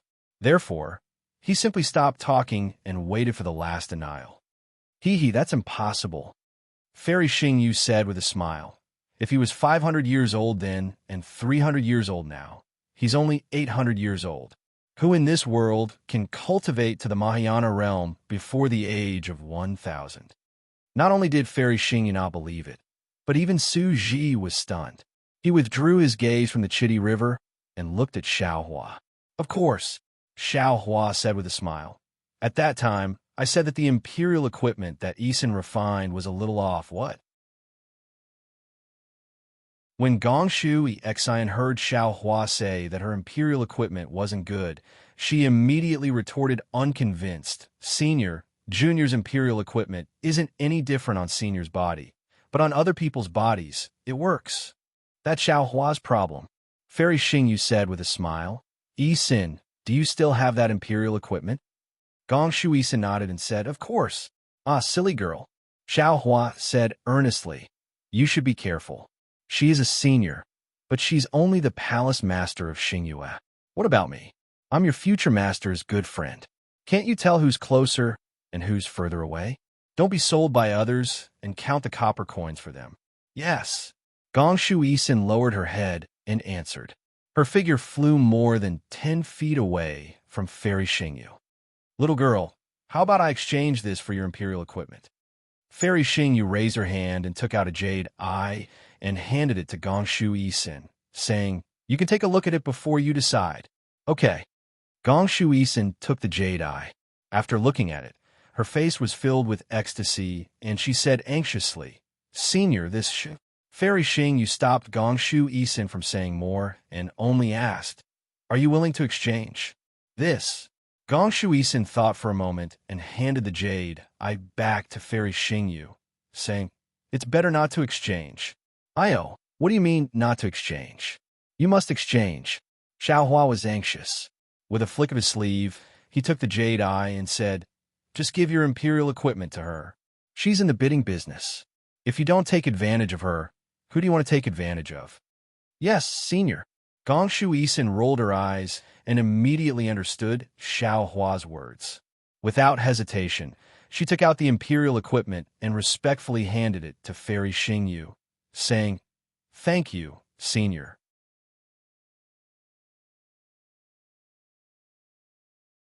Chapter 4499. Of course, Fairy Xingyu did not care about Xiao Hua's narrow-mindedness. She took the imperial equipment and activated it slightly. Seeing layers of rainbows appear, Fairy Xingyu smiled and said, who said that Miss Exine is stupid? It is precisely this kind of pure-minded cultivator who can become an array master. I think this imperial equipment is really well refined. Xiao Hua, your good friend is lucky. Of course. Xiao Hua handed the jade eye to Gong Shu Exine and said, Exine will definitely become an array master of her generation in the future. She will definitely be unprecedented. Ha! If she becomes unprecedented, what about her master? Fairy Xingyu pursed her lips and said with a smile, she will naturally be an unprecedented master. Xiao Hua was not afraid of Fairy Xingyu's sarcasm. This girl cultivates the 5-chi thunder? Su Ji also spoke. He looked at Xiao Hua thoughtfully and said, it's suitable for you to accept her as your disciple. I have enough disciples, so I won't snatch others' opportunities. Xiao Hua touched his nose and smiled bitterly. You can't accept any more. Fairy Xingyu said with a smile. There is no more space on the Xian Huang list. Here is a small thing for you. Su Ji casually took out a palm-sized arc from his bosom, in which there were some lightning threads that formed a knot. He said, this is a natural object. It may not be comparable to the 5 brocade cloud painting, but if you can comprehend something from it, it will be more useful than any secret art or lightning array. Of course, Gong Shu Yiming did not dare to act on her own. She looked at Xiao Hua. Xiao Hua smiled and said, why are you looking at me? Why wouldn't you want something that is delivered to your door? Thank you, Senior. Gong Shu Yiming was overjoyed. She took the arc-shaped object and stood beside Gong Shu Exin happily, looking down at it. Ah, it's good to be young. Fairy Xingyu looked at the imperial equipment in her hand that flew across the sky like a rainbow bridge. Each section of the light was like a growth ring, which seemed to record the vicissitudes of life. She could not help but sigh. Maybe you don't have to care about the past, as long as you live each day well. Su Ji did not look at Fairy Xingyu. Fairy Xingyu bit her lips slightly and replied, a person will always be lonely. Only when the 2 butterflies fly will there be happiness. Xiao Hua, look at that flying boat. Su Ji ignored Fairy Xingyu as if he was deaf. He pointed at a strange flower-like flying boat in the distance and said, That's the Dongfang family's bamboo flying boat. Bamboo flowers? Xiao Hua stared blankly for a moment, then asked curiously, the flowers of bamboo? Don't tell me, bamboo can bloom? Su Ji replied indifferently, bamboo will naturally bloom. However, there's a saying in ancient books. Every 60 years, the bamboo will change its roots, and the roots will give birth to flowers, and the flowers will bear fruit, and the fruit will wither, and the fruit will fall and come back to life. Moreover, the bamboo cultivator sifted through the wind and played with the moon. He lived a carefree and unrestrained life, elegant and untainted. He was a modest gentleman. People often use bamboo as their symbol. However, no one knew that although bamboo had a noble character, after being in the mortal world for a long time, it would also be polluted. This bamboo flower was the bamboo's self-cleansing will. Whenever a bamboo flower appeared, it meant that the bamboo could no longer endure the filth and wanted to cleanse itself and be reborn. The Dongfang family is one of the 4 great families of the hidden immortal continent.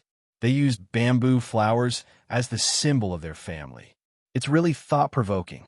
Xiaohua looked at Ruosui, and the rice-like bamboo flowers and said with a wry smile, Junior only feels that this flying boat is uglier than Senior's flying boat. Huffed. Fairy Xingyue couldn't help but laugh and said, Don't let Dongfang Qianghao hear this, or he will fight you to the death. Senior, Gongshu Yiming was very obedient. At this time, he had already received the things that Su Ji gave him. He carefully pointed at another flying boat and said, That orchid-like flying boat belongs to the Shimin family. And this Xiao understands. Xiao Huan nodded. An empty valley, solitary flower, elegant and pleasant, is a virtuous person in the world. The Shimin family wants to be a solitary flower, but this Xiao doesn't know much about the 4 great families. I don't know if they can do it. All solitary flowers are fake. If they want to be a solitary flower, why would they appear in front of the Xingyue Palace? Fairy Xingyue smiled coldly, looking very disdainful of the 4 great families. Xiao Hua smiled slightly and pointed at the flying boat that was blooming with plum blossoms. He said with a smile, This is a noble person with lofty ideals. He stresses on exploring the waves and cutting the snow and ice. I'm afraid he's from the Nangong family, right? Senior is wrong. Gongshu Yiming corrected him bluntly. The Nangong family stresses elegance and independence. They don't follow the trend of the world and want to be a hermit. Their symbol is the chrysanthemum. Hearing this, Xiao Hua also snorted and said lightly, Senior Xingyue said that the Shimin family's solitary flower is empty, but I said that the Nangong family's independence is bullshit. If they want to be a hermit, they can just hide in the mountains. Why do they have to show off here?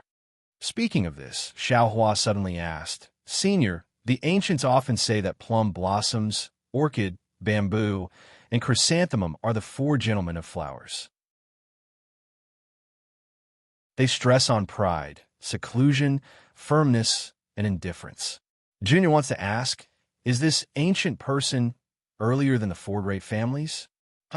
Without waiting for Xiao Hua to finish speaking, Fairy Xingyue understood his meaning.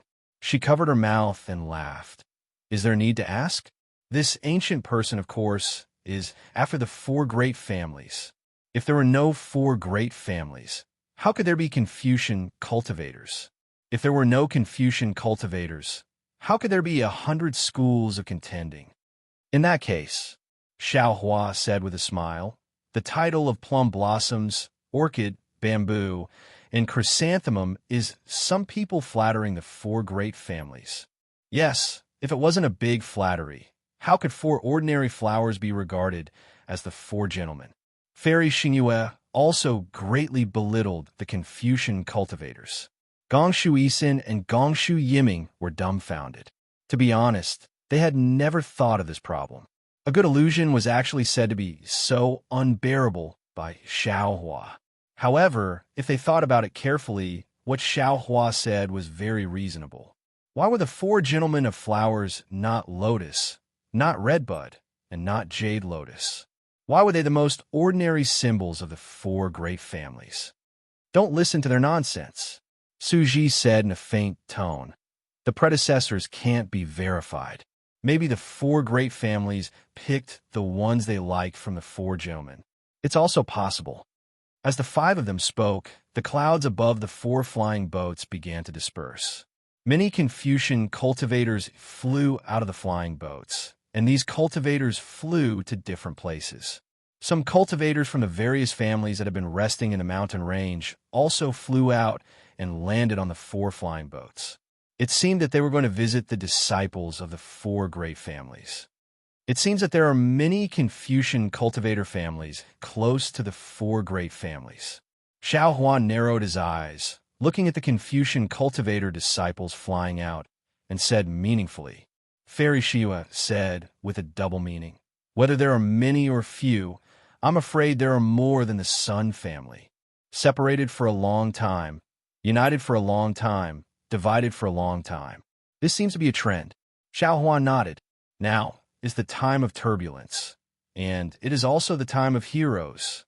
If so, is it also the time for the Tao sect to rise? Fairy Xingyue looked at Xiao Hua and reminded him worriedly. How would I dare to think about something that even the two seniors don't dare to think about? Xiao Hua smiled bitterly. Besides, the rise of the Tao sect is not something that can be accomplished by one person's strength, nor is it something that can be achieved by one or two generations of disciples. Overestimating oneself is like a mantis trying to stop a chariot. You also know that it's like a mantis trying to stop a chariot. Suji said with a rare smile. The Tao sect in the world has declined early. Today, the hidden immortal Tao sect is opened. With me, Xiao Hua, in the world, how dare I let my disciples be bullied and humiliated? Huh? Xiao Hua laughed. This is just one of my ambitions. With my strength and the time I have left, I'm afraid it's impossible to achieve it. Suji didn't say much. Fairy Xingyue smiled and said, You underestimate yourself too much. With your current ability, although you can't revive the Tao sect, the prosperity of the Tao sect is second only to the ancient times. Moreover, Suji frowned slightly and scolded. Yes, yes. Fairy Xingyue rolled her eyes and said, And because of your Gatha, we noticed you. Xiao Huan naturally didn't believe Fairy Xingyue's words, but he didn't care that Fairy Xingyue didn't completely reveal her meaning. Fairy Xingyue must have said that he had the ability to revive the Tao sect, but Xiao Huan knew himself well. He might have the ability to fight against the immortal emperor and the Vairocana Buddha, but it was absolutely impossible for him to revive the Tao sect. The current Fortune Gate was not afraid of any of the families of Confucian cultivators, the Sun family of the Immortal Palace, the Buddhist sect, or even any great saint of the Demon Clan. However, the powerful Tao sect of the ancient times was destroyed by the joint forces of the Immortals, Buddhists, and demons. How could the Fortune Gate be a match for the joint forces of the Immortals, Buddhists, and demons? Seeing that the three seniors were talking about the revival of the Tao sect in front of them, Gongshu Yisin and Gongshu Yiming looked at each other and lowered their heads slightly, pretending not to hear. By the way, Suji suddenly asked, Xiao Hua, it seems that you are very resistant to the four great families. Could it be that you and the Sun family of the Immortal Palace, Senior, have you forgotten? I have a good friend who is a Confucian cultivator. He is the Immortal General of the Immortal Palace. Xiao Hua reminded. Haha, I forgot. That Sun Wu is quite interesting. Suji nodded and then raised his eyebrows. He looked at the flying boat of the four great families and said, The disciples of the four great families are coming. I don't want to see them. You deal with them yourself. After saying that, Suji flew towards the Chitty River. Xiao Hua looked at Gongshu Yisin and Gongshu Yiming and said, You two accompany the seniors and get to know the disciples of the four great families. Perhaps it will be beneficial for you in the future. Yes, Senior. Gongshu Yisin and Gongshu Yiming agreed in a low voice. They watched Xiao Hua leave with Suji. When they turned around, they saw four martial grandmasters flying towards them. Fairy Xingyue didn't care, but Gongshu Yiming didn't dare to.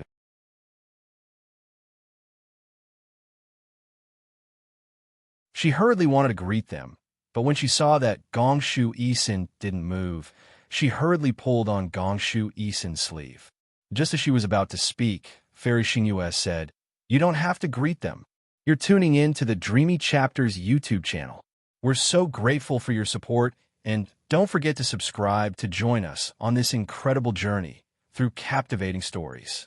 Your generosity through donations truly makes a world of difference, as it's the primary source of revenue that allows me to expand and enhance this channel for you. Thank you from the bottom of my heart for being a part of this adventure.